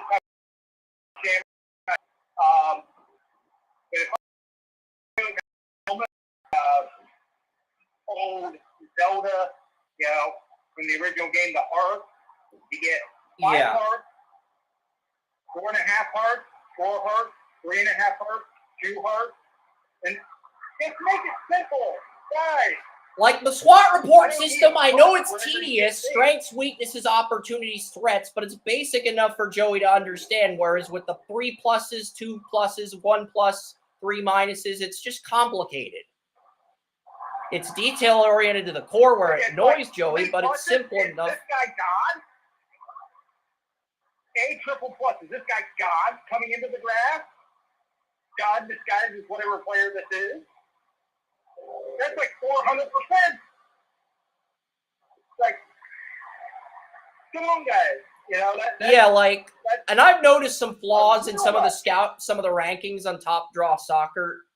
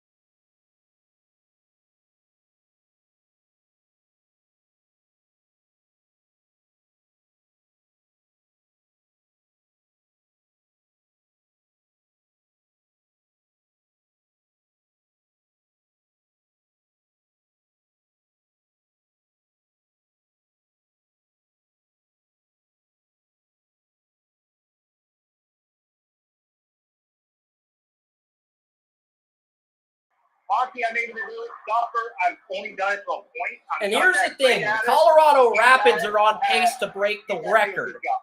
We'll get to college football in a second, but the Rapids are on pace to break a record for fewest goals in an MLS season. The current record holder is DC United, 21 goals in 30 games. The Rapids have 16 goals in 25 games with 9 regular season games left and have an outside shot of breaking the DC United's record for fewest goals in a season. I would be pretty pissed off if I were a Rapids fan. You let your top 2 forwards walk in free agency. You didn't get a good forward in free agency or the super draft. And here's the thing. If you don't want to take a forward at number 1 in the Super Draft, fine. Go out and buy one in free agency. Your owner is Stan Kroenke, so you get held to a higher standard because of that alone. If you had a middle management owner running your soccer team, okay, we could empathize with you. But your owner is Stan fucking Kroenke, the man who got the Rams, Avalanche, and Nuggets a championship in the past 2 years. That's your owner. If you want to go out and get a player Chelsea, poach whatever he wants, bring him to MLS like Beckham did with Messi, go do it. You have Kroenke as your owner, so there's zero excuses. Joey's not giving you a pass for being complacent in free agency when Stan Kroenke's your owner. Normally, Chris, I would chuckle at your assertion just go buy a guy, but you're talking about Stan Kroenke. Stan Kroenke could buy the state of Colorado if he so chose. Right now, today, he could buy the entire freaking state and rename it whatever he wants. And Stan Kroenke's not only the owner of the Rapids, he's the owner of Arsenal, a Premier League team as well. So if you sign players from Liverpool and Chelsea, the Rapids, not only are you making the Rapids better, you're making Arsenal better by downsizing their competition. So, and you have the money to do it. So there's no excuses here. 16 goals in 25 games. It's 7 fewer than any team in the league. And you're on pace to break the 2010 DC United's record for fewest goals in an MLS season, 21 in 30 games. You're actually on pace to break that record. That is inexcusable. Period. Yeah, it's like I said, I'm normally chuckled at that statement because there are salary caps, there are other things involved, there are all kinds of economics, but if you are freaking Stan Kroenke, and you've got a team this dysfunctional, you better take some action and shove your foot up some asses, because this is not acceptable. Yeah, it's like you're damn freaking Kroenke. It's like, oh, we're gonna tax you for being over the cap. No fucking way. Here you go. You know, if this were DC United and Dan Snyder, DC United, Joey and I would probably just like Beavis and Butthead and just move on. So this is a completely different situation. Yeah, and here's the thing. I'm going to put this into perspective. I know I'm going to let you in behind the scenes a little bit. Chris and myself really get irritated at times with the Haslam for being multi-billionaires and still bypassing on salary because of salary. Just salary because of salary. And they don't want to pay the tax.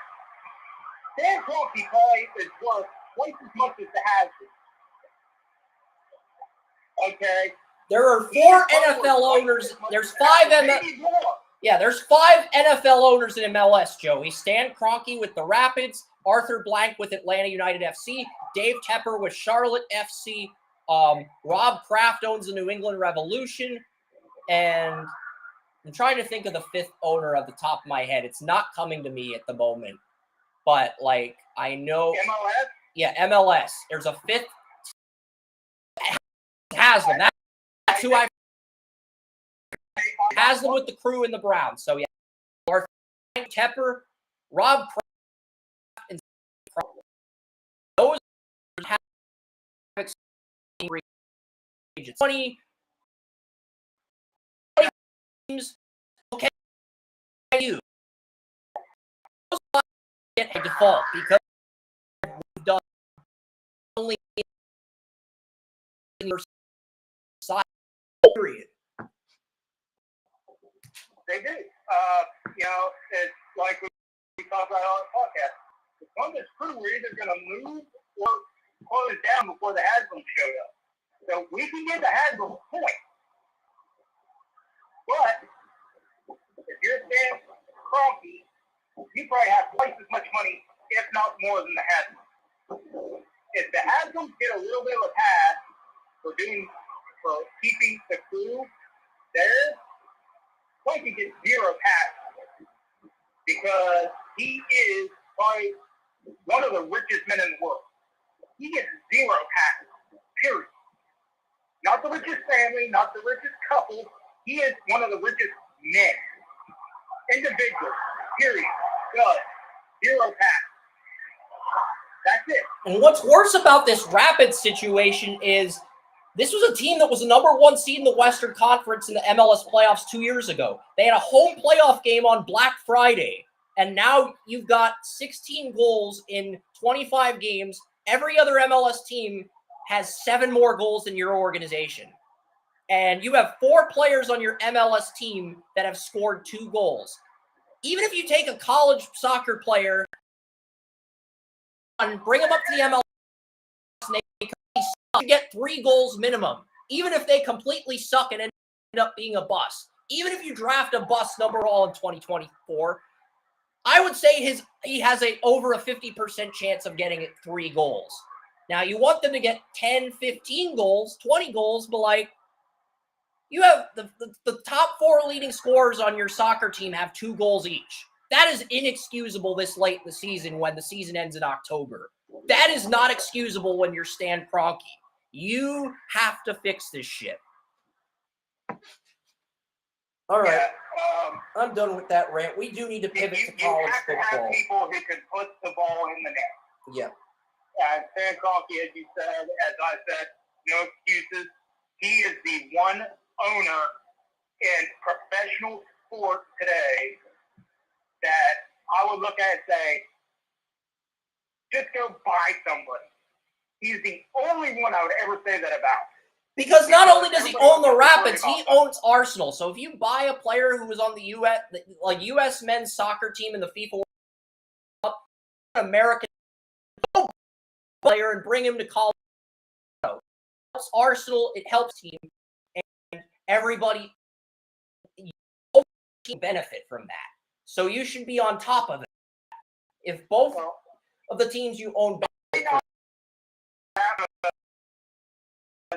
those soccer players over in Europe make 20 times more than they do in the United States. If he went out and bought one of those guys, nobody else would be able to play any of their players because the market would just explode to the point that all the teams would be bankrupt. Yeah. So I wouldn't quite go that far, because going that far would mean the destruction of the entire league's economy. Yeah, fair enough. So, but I can go pretty far, but that's a little out there, even for me. Okay. But yeah, MLS teams, they have academies. There's players in college soccer you can scout. But we're going to pivot to college football. It's 11:47 a.m. and some of the games start in 13 minutes. And we still got to preview the Lions-Chiefs thing. So we're going to pivot to college football here. First game we're going to predict is Colorado and TCU. TCU is 31 on the point spread.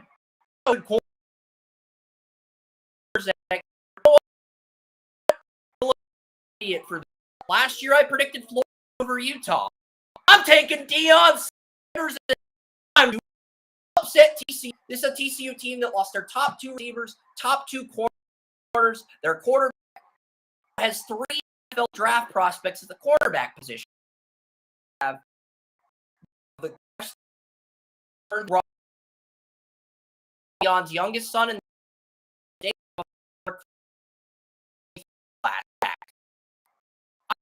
Sanders to come in this day and be upset. Like the to get the upset over TCU today. Yeah, I'm not sure that Colorado is much of an upset. Yes, they have a lot of turnover, and yes, they have a lot of unknowns. But Coach Prime brought a lot of guys that were from a really good team. So for me, it may not be as much of an upset, but at the same time, I'm looking at it and saying, man, there's something there. There is something there, and they may end up just coming out here. even if TCU wins, I think Colorado's going to cover the spread. You know how much TCU's favored by on the point spread? 21. TCU's favored by 21 over Colorado. I do not think TCU is going to beat Colorado by 3 touchdowns. If you told me that, I would say hell no like Tyler Perry and probably annoy Joey to death. So I'd like Colorado to win not only the point spread, but to win straight up. So despite the fact that they're 21 point underdogs. What happens if Colorado wins by 50? I mean, everybody who bet on TCU is going to look stupid, and the books in Vegas are going to be ass off like Beavis. Us money. That's pretty much going to be the bookies if Colorado wins. If sports betting becomes legal in Florida, which looks increasingly like it will at some point, I'm sitting here looking and I'm like, why the hell not? I look at this spread, I say, why not at least bet Colorado on the spread? Yeah. Because the spread, you know, even if you don't pick them to win outright, if you pick them against, you know, to cover the spread, guess what?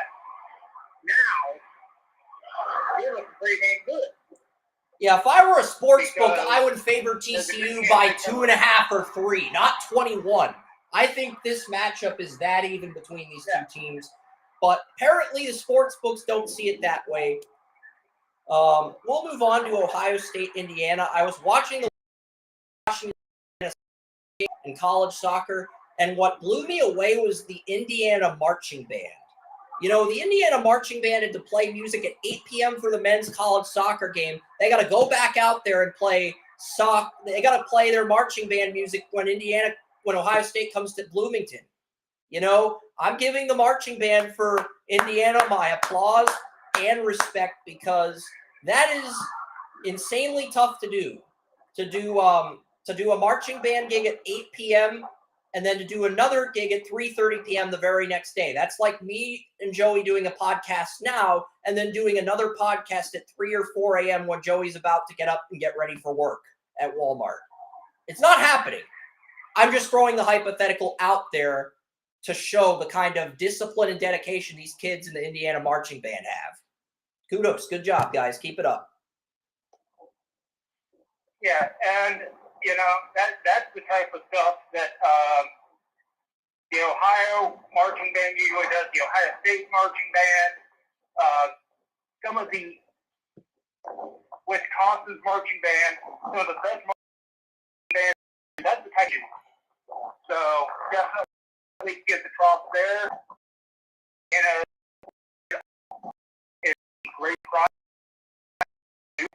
One of the top bands in the land, so to speak. No disrespect to Ohio State. Kudos to them for that. Yeah, we're picking Ohio State to beat the living daylights out of Indiana. But Ohio State's favored by 31. I think Indiana covers the spread, but I'm going Buckeyes 31, Hoosiers 7.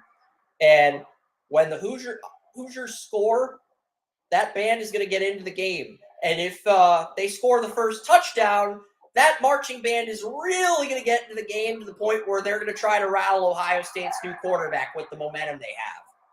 So, just saying. Well, the big advantage I see Ohio State having over not only Indiana, but I think everybody this year That defense. If you really pay attention to Ohio State over the last few years, they are becoming what Wisconsin was for so many years on the offensive line. They are producing great offensive line. And even teams in the NFL, Browns have even they took 2 of them there. Okay? So Ohio State's offensive line right now, how they are bringing these guys up, how they're training them, and just the sheer, and here's something I learned today that goes on. Not only the Browns, but several other teams had a first-round pick on Jones when he came out. Here's the thing, Joey. The Panthers spent a third-round pick on DJ. I want to talk about DJ Johnson, the guy who DeJuan Jones manhandled at the Senior Bowl and knocked on his ass. Carolina drafted him ahead of DeJuan Jones, and he got absolutely manhandled by DeJuan Jones at the Senior Bowl. DJ Johnson. Here's the thing. DJ Johnson is not even a backup pass rusher on Carolina. He's a third-string edge on Carolina's final 53-man roster. So Carolina could have had a guy who would have pushed Taylor Moton for the right tackle job if they had taken DeJuan Jones over DJ Johnson, a third-string edge rusher pick, which is nice for if you get a third-string edge rusher in the third round of the draft. If you get a third-string of the draft, nobody cares. But if you get a third round, that's just how the league works now. Yeah. And the thing is, the more I learn, and more about everything, and what he saw to the Ohio State offense, they all had higher grades than baffles. Why? As I read, DeJuan Jones was a first, second, or a third at the very worst, and he fell much further than he should have. Yeah. That's why I put more stock into the college rankings than I do the people in the mainstream media and the NFL teams, because I trust those rankings more than I trust the organizations. But and I've heard so Ohio State right now, I think part of the problem is Ohio State not trusted as much with the offensive line yet, like Wisconsin or some of these teams. But if they keep going like they have been over the last couple of years, their guys are going to start going from, hey, they're not getting drafted at the proper spot to, we're overdrafting these guys because we know that they're going to be top-notch guys, kind of like Wisconsin guys were. They got a lot of hits, but they got some misses too, because guys were overdrafted. I think that's going to happen here. Because Ohio State, right now, I think over the next 4 or 5 years, they're lost right now. And I think it's going to run in football from me. Indeed. Just based on what at the next game I'm going to preview is Rice versus Texas. I'm trying to pivot from top 25 to FBS for every game. ESPN. I wish there's another college football scoreboard site besides ESPN that we could load this. But Rice versus Texas. Texas is going to beat the living pants off of Rice. But I think Rice can cover the spread if two players step up. Quarterback JT Daniels and wide receiver Luke McCaffrey. He is the son of Ed McCaffrey and the younger brother of Christian McCaffrey. And Nagy pointed him out as a potential Senior Bowl player on Rice. So if JT Daniels and Luke McCaffrey can step up, I think Rice actually covers the spread. And Texas is favored by like 38.5, to put things into perspective. You had to mention the lineage here, so I'm going to touch on that real quick. A lot of people don't know. If you don't know, look at some tape. Ed McCaffrey was one of the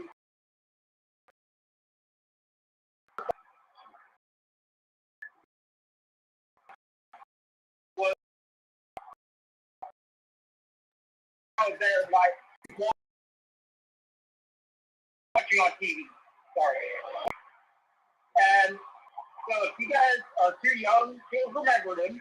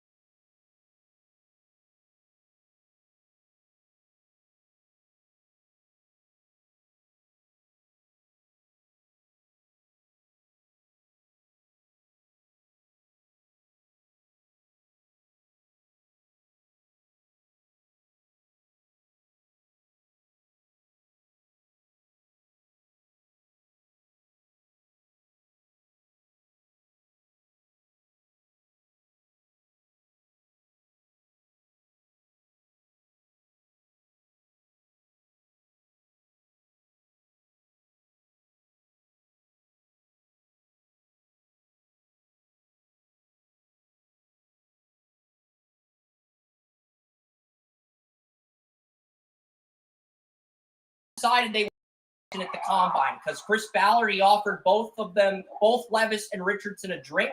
Richardson was like, nah, I want to purge my thirst and focus on football. And then he talked about how he drove his little brother around to play football and said all the right things in the interview process like Peyton Manning did. And Will Levis, he wanted a drink, he wanted coffee, and then I snuck a bottle of mayonnaise into the combine and poured it into the thing in front of Ballard. Like, really, bro? You're going to sneak freaking mayonnaise? I don't think that's true. It's just something I heard, by the way. But, like, really? You're going to sneak mayonnaise into the freaking combine? Yeah. If that's the truth, the Colts probably decided. I want people to remember, what is mayonnaise? What is mayonnaise? Mayonnaise is reprocessed fat and oil.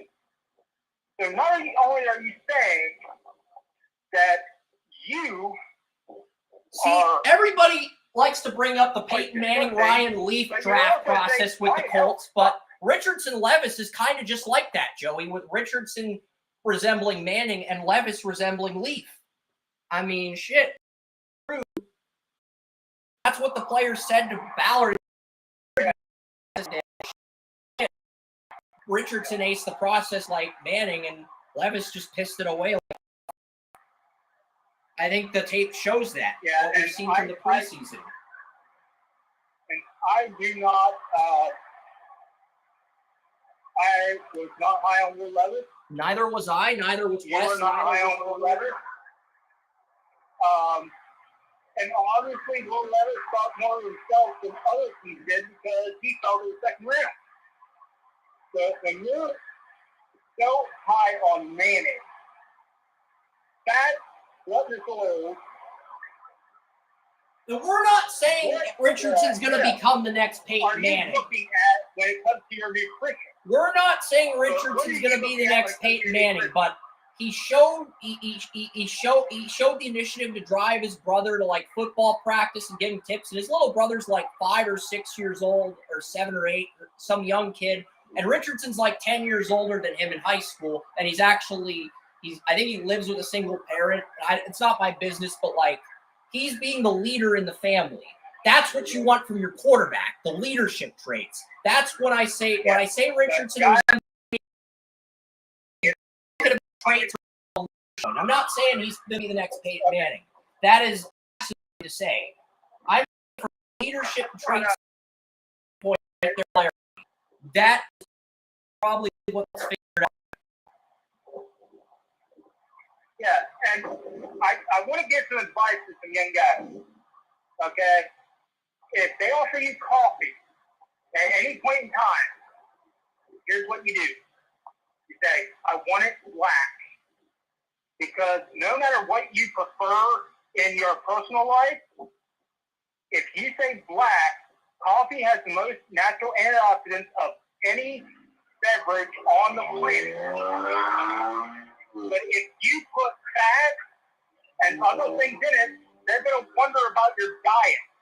This is an official visit. This is a job interview.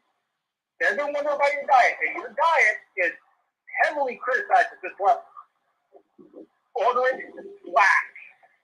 Because then you're just getting nothing but about it. You got a bunch of caffeine and a bunch of antioxidants, and they're going to say, hey, look at this.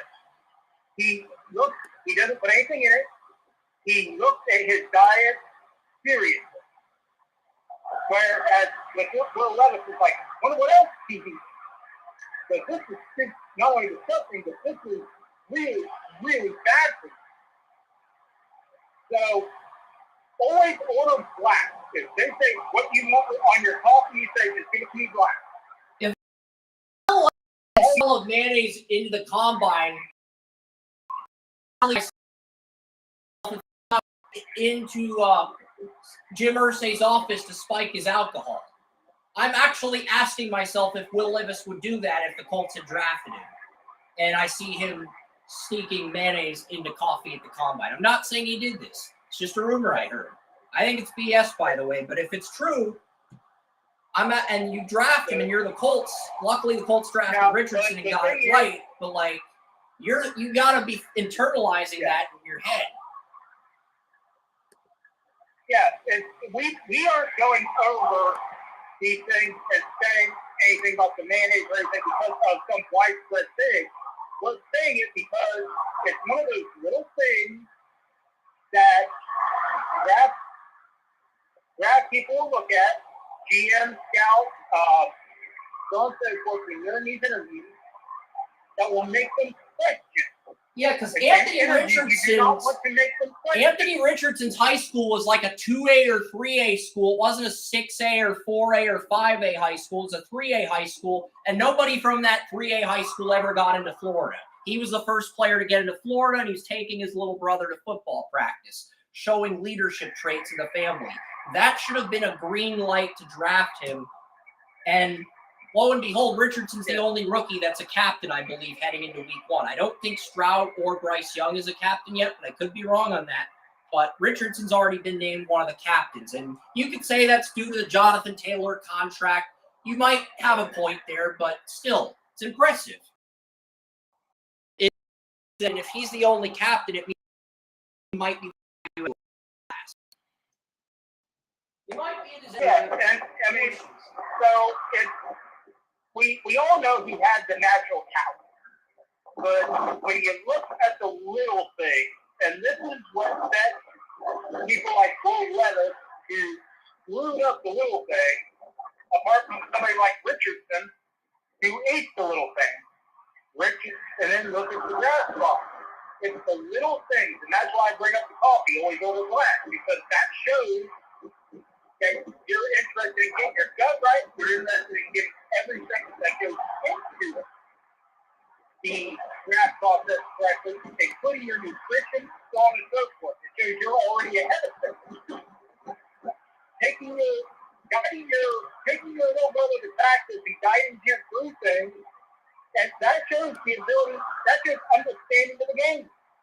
That shows that you can coach as well as understand and process the game. Because his little brother's a corner, Joey. His little brother's a corner on like a youth football team. It's not like a receiver. His little brother's a and showing in the nuances of playing defense and dropping back into coverage. So if he's already doing that with his little brother, that should have been a green light to take him. But this information didn't come out until after the draft, so teams really didn't have access to this information. That goes back to what I said about how we're just now learning things about the draft and about this time. Because Tubi released this documentary after the draft, like right around training camp time. So NFL teams did not have this high school intel on Bryce Young and Richardson until about the time training camp started. Yeah, and I mean, it's also good to show it's like how close was Richardson to going number 1, because no team's going to say that. But if you're looking at everything, the battle may have been closer than any of us realized, but now we're starting to see it. Yeah, and I bet there was a team. Because I heard a rumor the Colts had Richardson at 1 on their board, ahead of Bryce Young and Stroud. And if that's the case, they probably knew all this stuff about Richardson in advance, but kept it silent, kept it under the rug, and then went to Levis's pro day to try to throw a smoke screen and fuck with some teams. That's probably what their thought process was this entire time, even though they'll never, even if you ask Ballard that, he won't say shit. That's probably what their thought process was this entire time, even though the Colts will deny that. Yeah, and it may have just come down to Richardson may have the most upside, but look at who had the best production. But they were so close in upside, they had to go with the production. They didn't come that simple. So, I mean, it may have been closer than any of us realized. Yeah, I do have the scores for the college football games here up on CBS. They're looking a lot better than and it's not laggy like ESPN. I should have gone with CBS's scores at the beginning, but we broke down the Rice-Texas game. We broke down Ohio State, Indiana, and we broke down the Colorado game. Just going through to try to find a good matchup. Um, Nevada plays USC. That's not a good matchup. USC is going to wipe the floor with Nevada, but I did the USC San Jose State film cut. Caleb Williams is as good as advertised. Dorian Singer is a better blocker than Drake London or Jordan Addison, but he doesn't run as many routes. London ran 21 out of 30 routes, but he could catch in double teams and triple teams. Addison can run all 30 routes in the route tree, but I don't get the vibe that he has that commanding presence where he will make a catch in traffic with a double team or triple team like London. I don't get that vibe from him despite the fact he won the Biletnikoff. I saw Dorian Singer run 12 out of 30 routes, but at the same token, in his defense, he did a better job blocking than London or Addison. So if London's a number one and Addison's a number two, I would say Singer's a low end or high end slot receiver that you can get in the third round. That would be my verdict. The USC safety, that's a senior that's on PFN's big board. He missed some tackles. Mario Williams, PFN's number two player behind Caleb Williams, had 2 receptions for 26 yards, no touchdowns. And I'm like, yeah, I'm not doing tape on you if you're going to show that little. You're not getting a film cut if you're going to show that little over a football game. But I don't think it's his fault. I think Lincoln Riley's thought process was, let's play our number ones, put our number twos in against San Jose State when they fatigue. Now, once we get up by 2 touchdowns, we keep Caleb Williams in, but we play second-string receivers and give our freshmen some experience. That's not a bad thought process to have. And you can get away with that against non-conference opponents. But once you get to the Pac-12, you got to keep your best guys in and run up the score on your opponents. Just saying. But you can get away with that against a non-conference team like a San Jose State or a Nevada. So, yeah, and I want to emphasize about running routes. I mean, you usually get into it more than I do, and I like to get into it more because that's less I have to say unless I have to strain my vocal cords because you're going to cover it anyway. But David Bell got drafted in the 3rd round for no other reason than the fact that he was a great route runner. He can't get separation, but he's got good hands and he's a great route runner. Those routes will knock you up at least. See, the thing that separates Charlie Jones, the Purdue tight end Wes told me about in this year's draft versus Bell in last year's draft is Charlie Jones had a really good 40 time, and he's much better at getting separation than David Bell. Also, he has experience on special teams, Charlie Jones. I think he won the Bengals punt return job or is a backup punt returner. Yeah. So, like, yeah. The point I was trying to make was that if you're a great route runner, teams will take you a lot higher than you should be taken because of the fact that they feel that you've already got most of the mental game down. All they have to do is look. And another thing I would say about Dorian Singer is even though he only runs 12 out of 30 routes, he runs with more separation than David Bell, way more separation. Now, he doesn't run with as much separation as Addison or London, but he runs with more separation. And by watching we post on the YouTube, Dorian Singer. He's a guy. I'm because normally when 6 receive and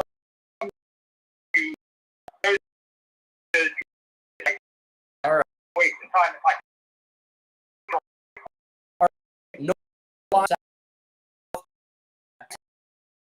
I think Drake needs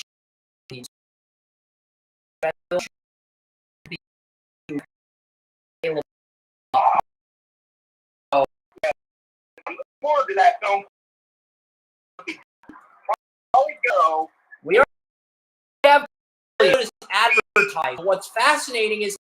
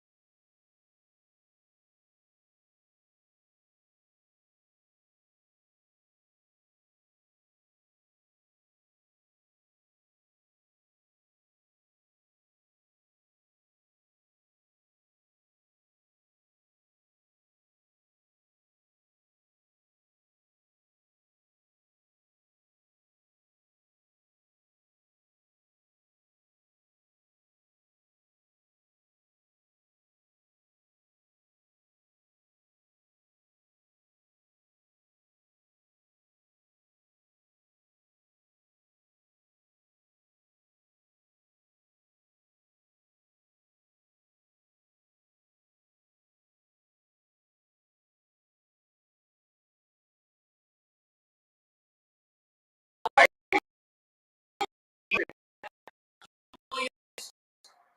came for like 7 or 8 incompletions the entire game. I think he was 27. He was 25. Pull up the stat line. Caleb Williams on the and 2 or 3 Caleb Williams in for drop. At least 2 or 3 more drops. So yeah, Caleb Williams went 18 for 20, 3 of the passes. Single caught every target. And that's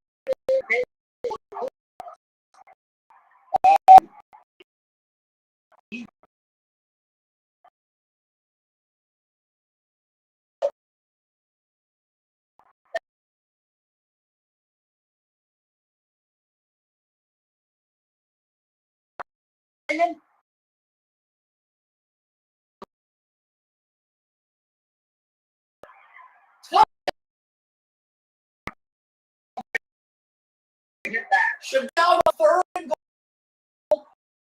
Was gain the lead, and they are up the extra point.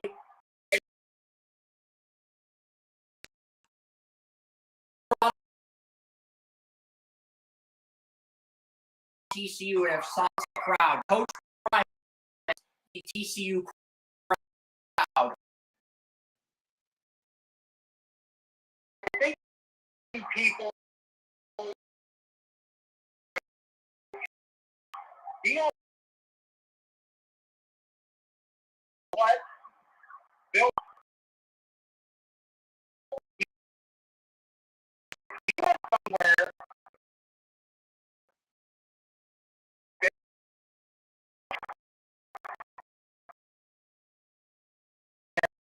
And he's going to keep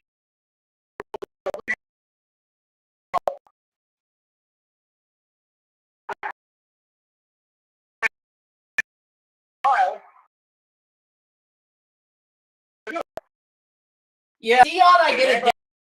actual offense. Remember, I didn't remember the Titans, but if you remember Denzel Washington for the Titans, now he's like a boot camp sergeant, and he just pushes the guys to the limit. That's the vibe I get with Coach Prime. I don't to Colorado, but that's just watching him with this team this offseason. That's what that he brought when he was when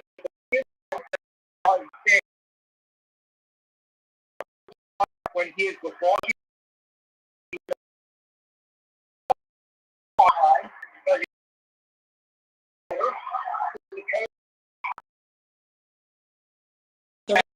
He did great.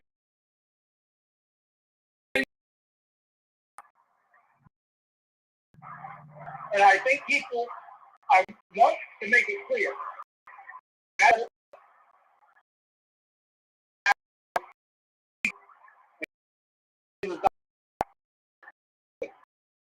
never make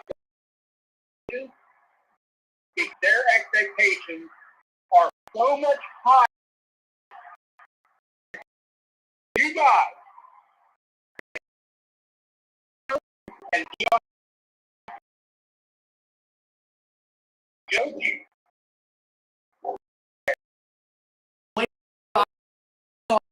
If you have a match and you have winning, you need to, but like they a series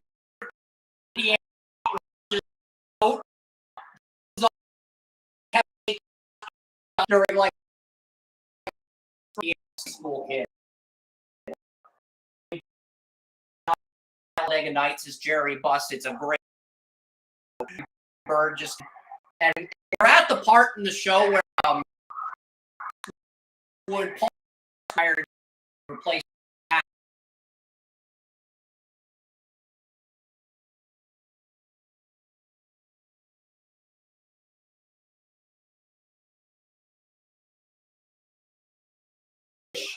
that's what led to West Wire and Pat these time.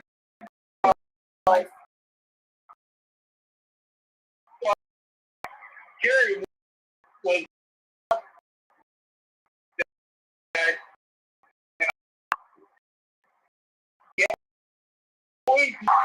a bad and Larry was back with the Celtics and play that aired up.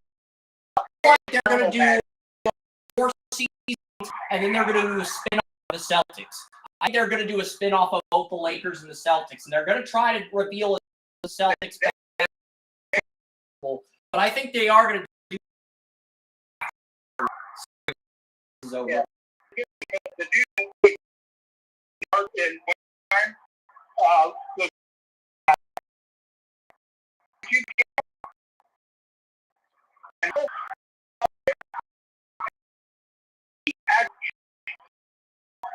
one of everybody. He can better.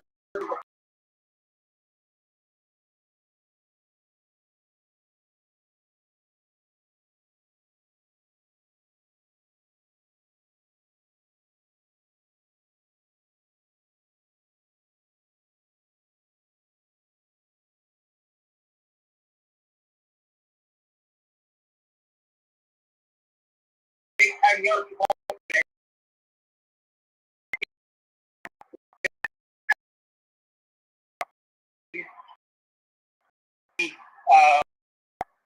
Is looking at his stuff.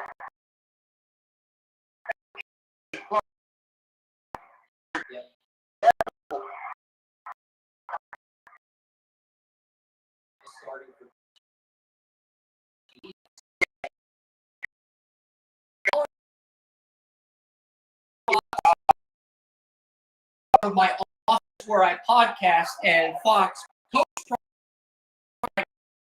tried to had the order that you had plus yours better than either one of TCU's QBs as a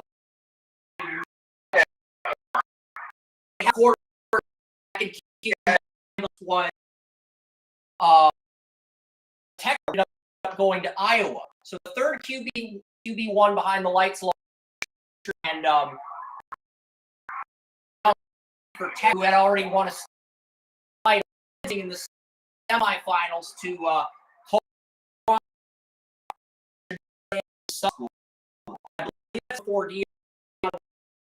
Yeah.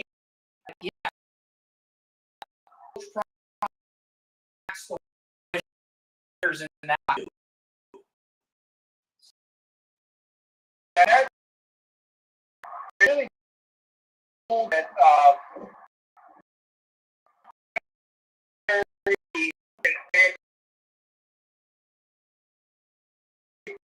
evolution. That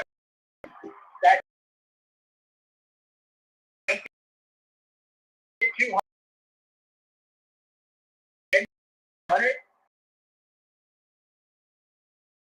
recreate shot, you know, there looking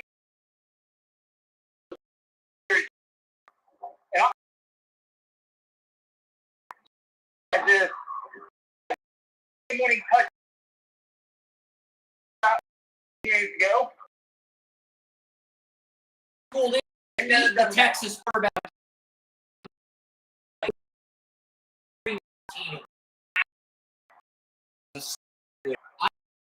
see that plenty of Jack.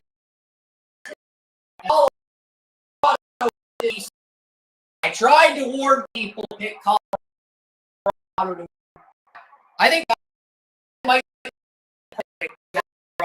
there's a lot of people. The only person in the country that you're not surprised by this. I think the rest of America.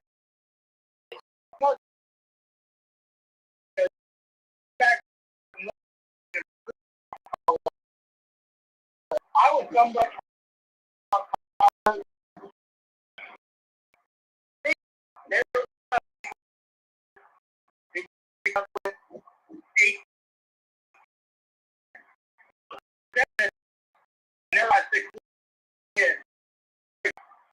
unlike right.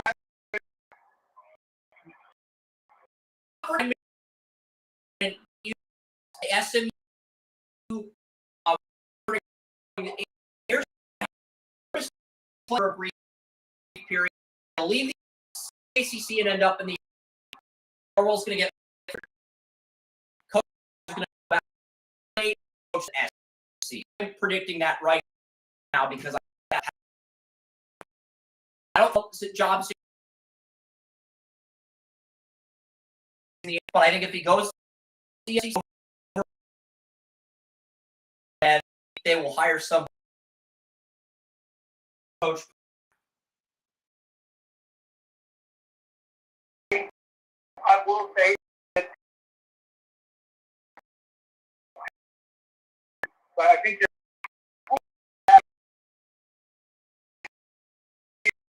his recruits. I'm saying this is going to happen in like. I don't think this is going to.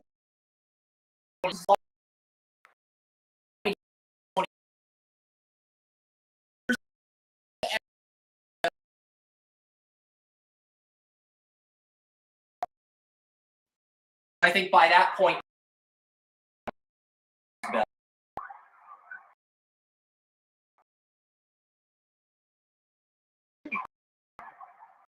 by what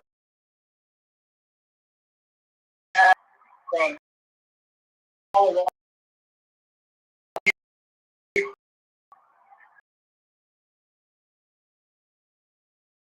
He has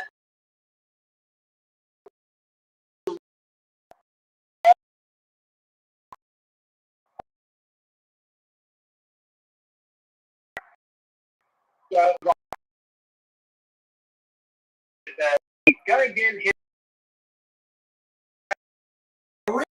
I knew I was Oregon State. Oregon State's former transferred to TC. I was like, Colorado's going to go to TC. Guy who is actually they're going to lose to Colorado.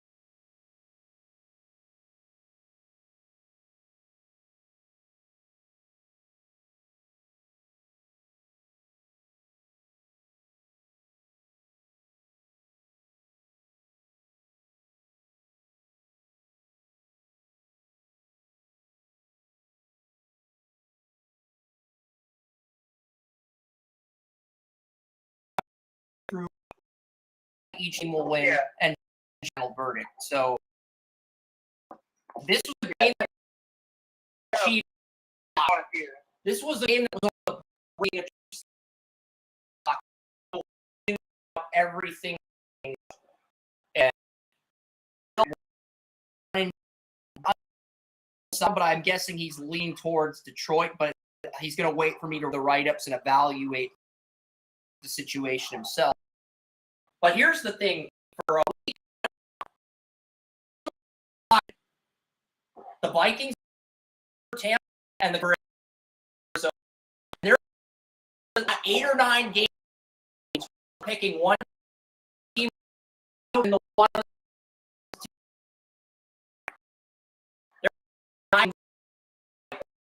Not before. It's usually pick up 9 or 10. That season,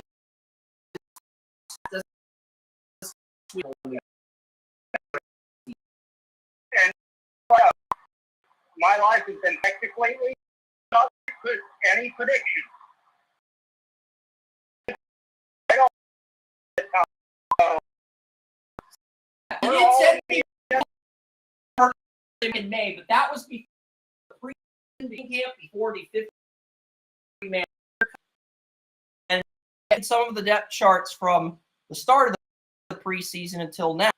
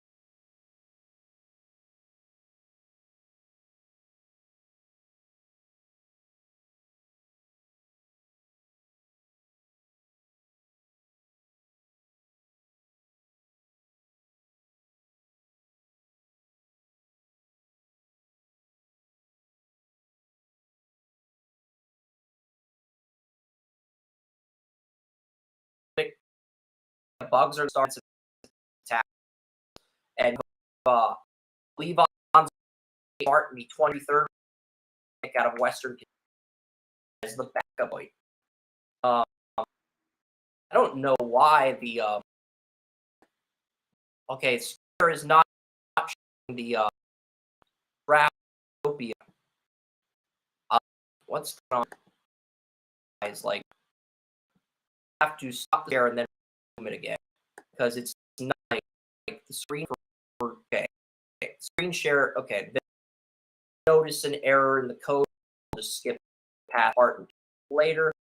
I just want to make sure that the right part of that edited today.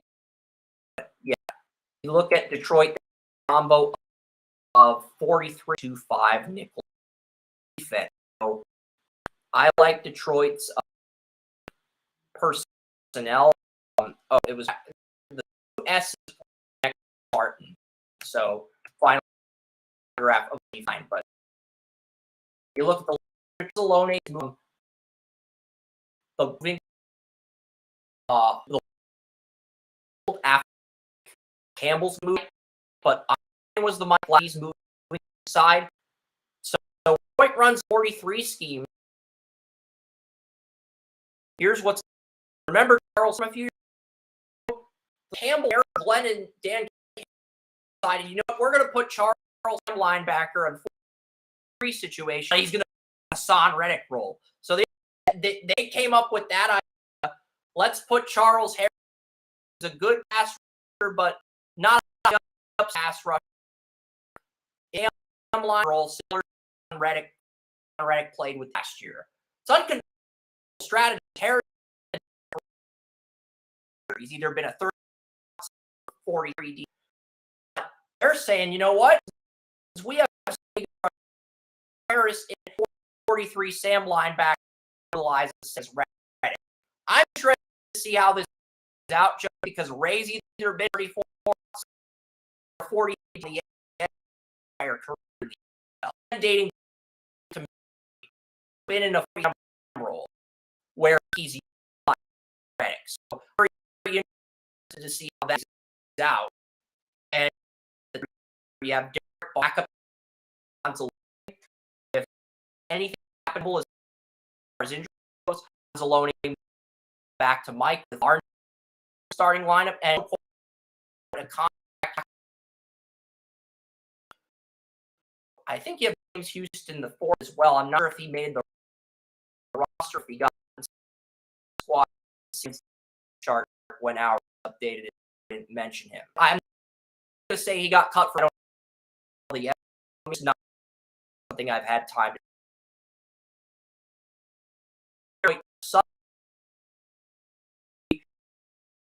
in trade. Have Will Harris, Walker, start thing. Detroit, the backup safeties. This is a corner on the team's chart. Use that fourth is used as both a used as a corner for depth and that gives the variety and more. Patterson is the kicker. Jack Fox is the punter. Turns. He's been preseason in the first 2 games. Cardinals, he really against pass rusher because he contested against Gary.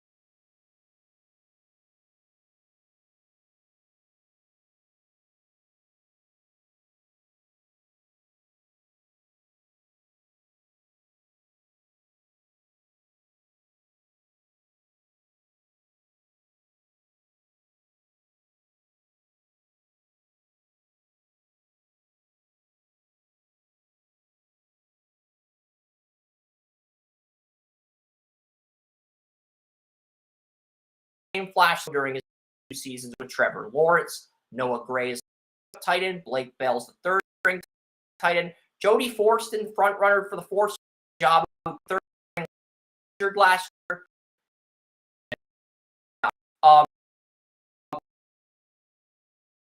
Even tight end, along with McKinnon, but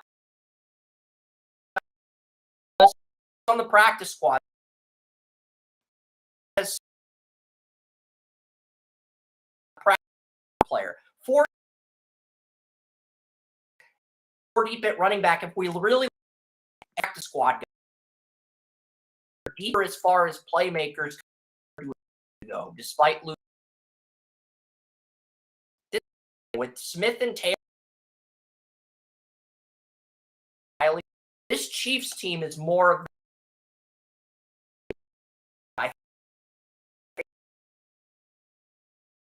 Chiefs' biggest weakness.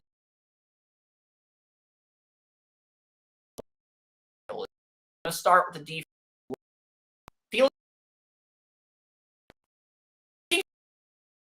Scott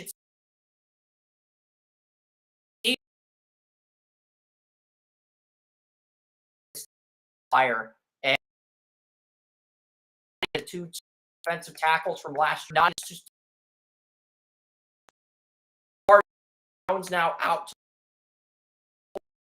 Week Sean Ward drafted from Missouri. S. Dicker. The Raiders.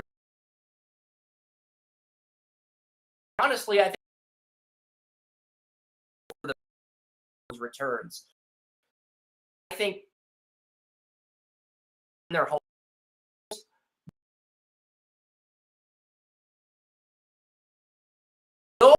would be hell.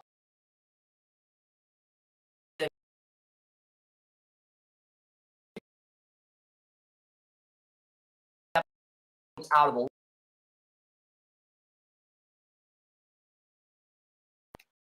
you started next. So yeah, Willie linebacker left the outside.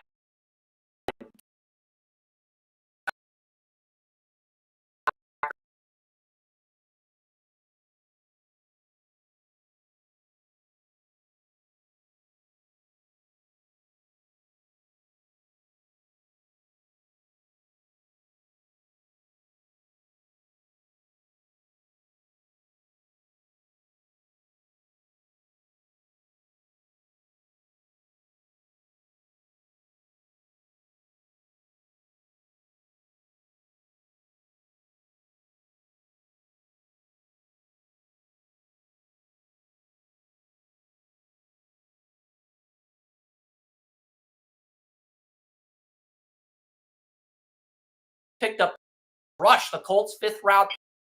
Colts cut their 5th round pick rush. He had a consensus top 100 grade, aced every part of the draft.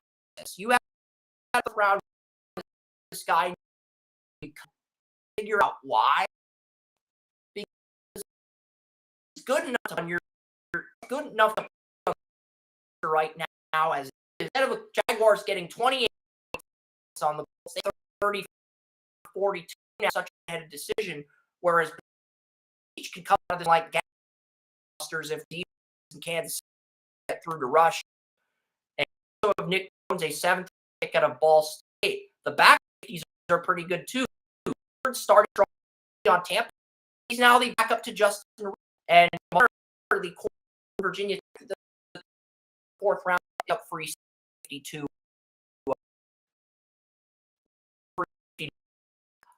Justin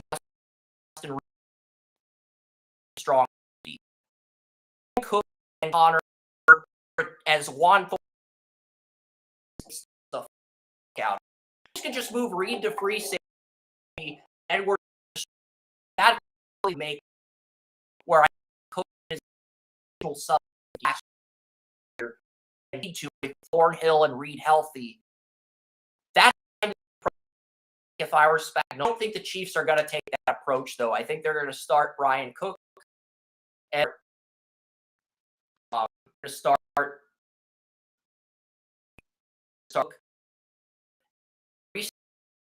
are going to build this defense. Walker's kicker and happens.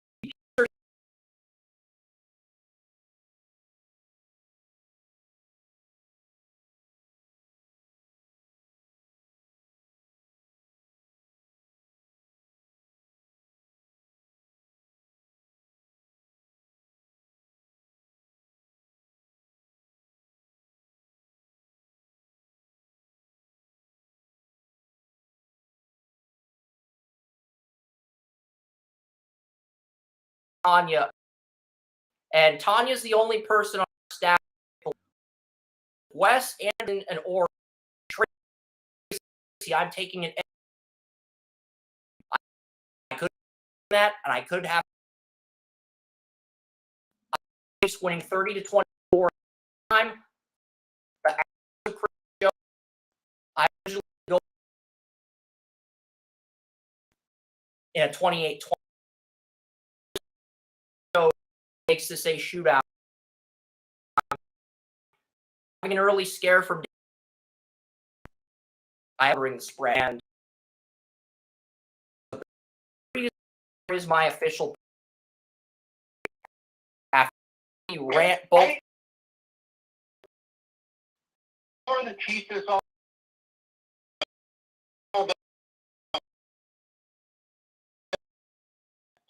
are a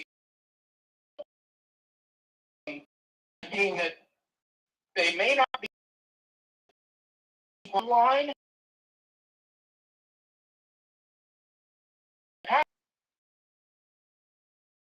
I don't talented.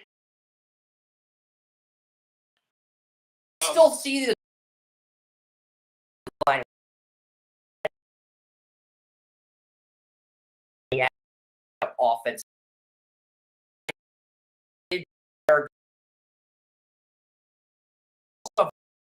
A third round pick, Wanya Moore. He's the third. So 5 offensive tackles. You don't need Creed Humphrey. Yeah. I need to be more.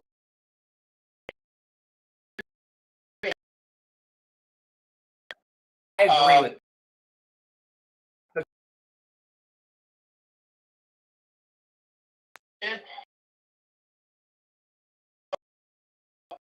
He's got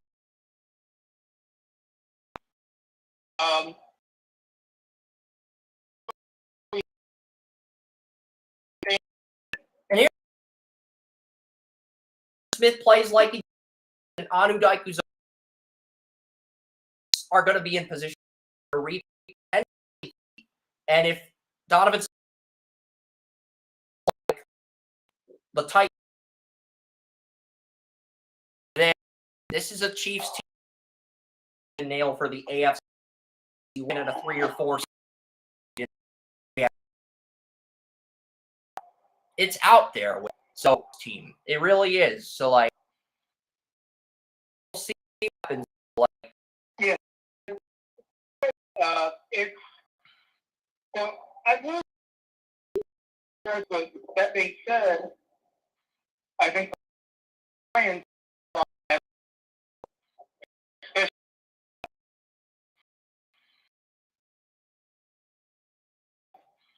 the injuries. James Williams is suspended for Detroit. Wide receiver versus defensive end or / defensive tackle, and I think Chris Jones is the bigger injury. I think his loss will make the most impact in this game. And so I'm going to take the Lions based on Jones being the higher impact miss for their team. I think the Okay. Lions have guys that. Remember how I They will said be there's a able to lot of work with. 10-1 split decision games? I'll go onto the website. I when you said you were considering the Chiefs last week, I changed your pick to the Chiefs. I'll change it back to the Lions. I'll go into A2 hosting right now, or I'll go into my laptop because I think I have the other laptop in the other room, and I'll go in and change that. So Yeah, it was just all once the Jones announcement came down that he wasn't playing. That changed things because he's one of the best defensive linemen in football.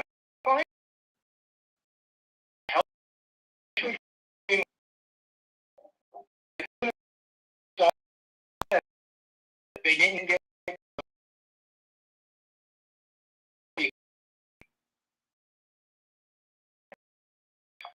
not for anything else, but simply because.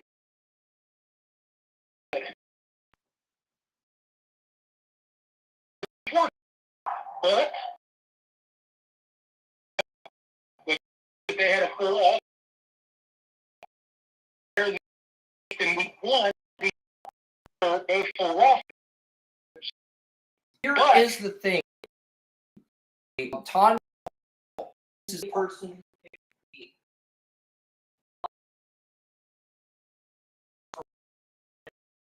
That's the thing.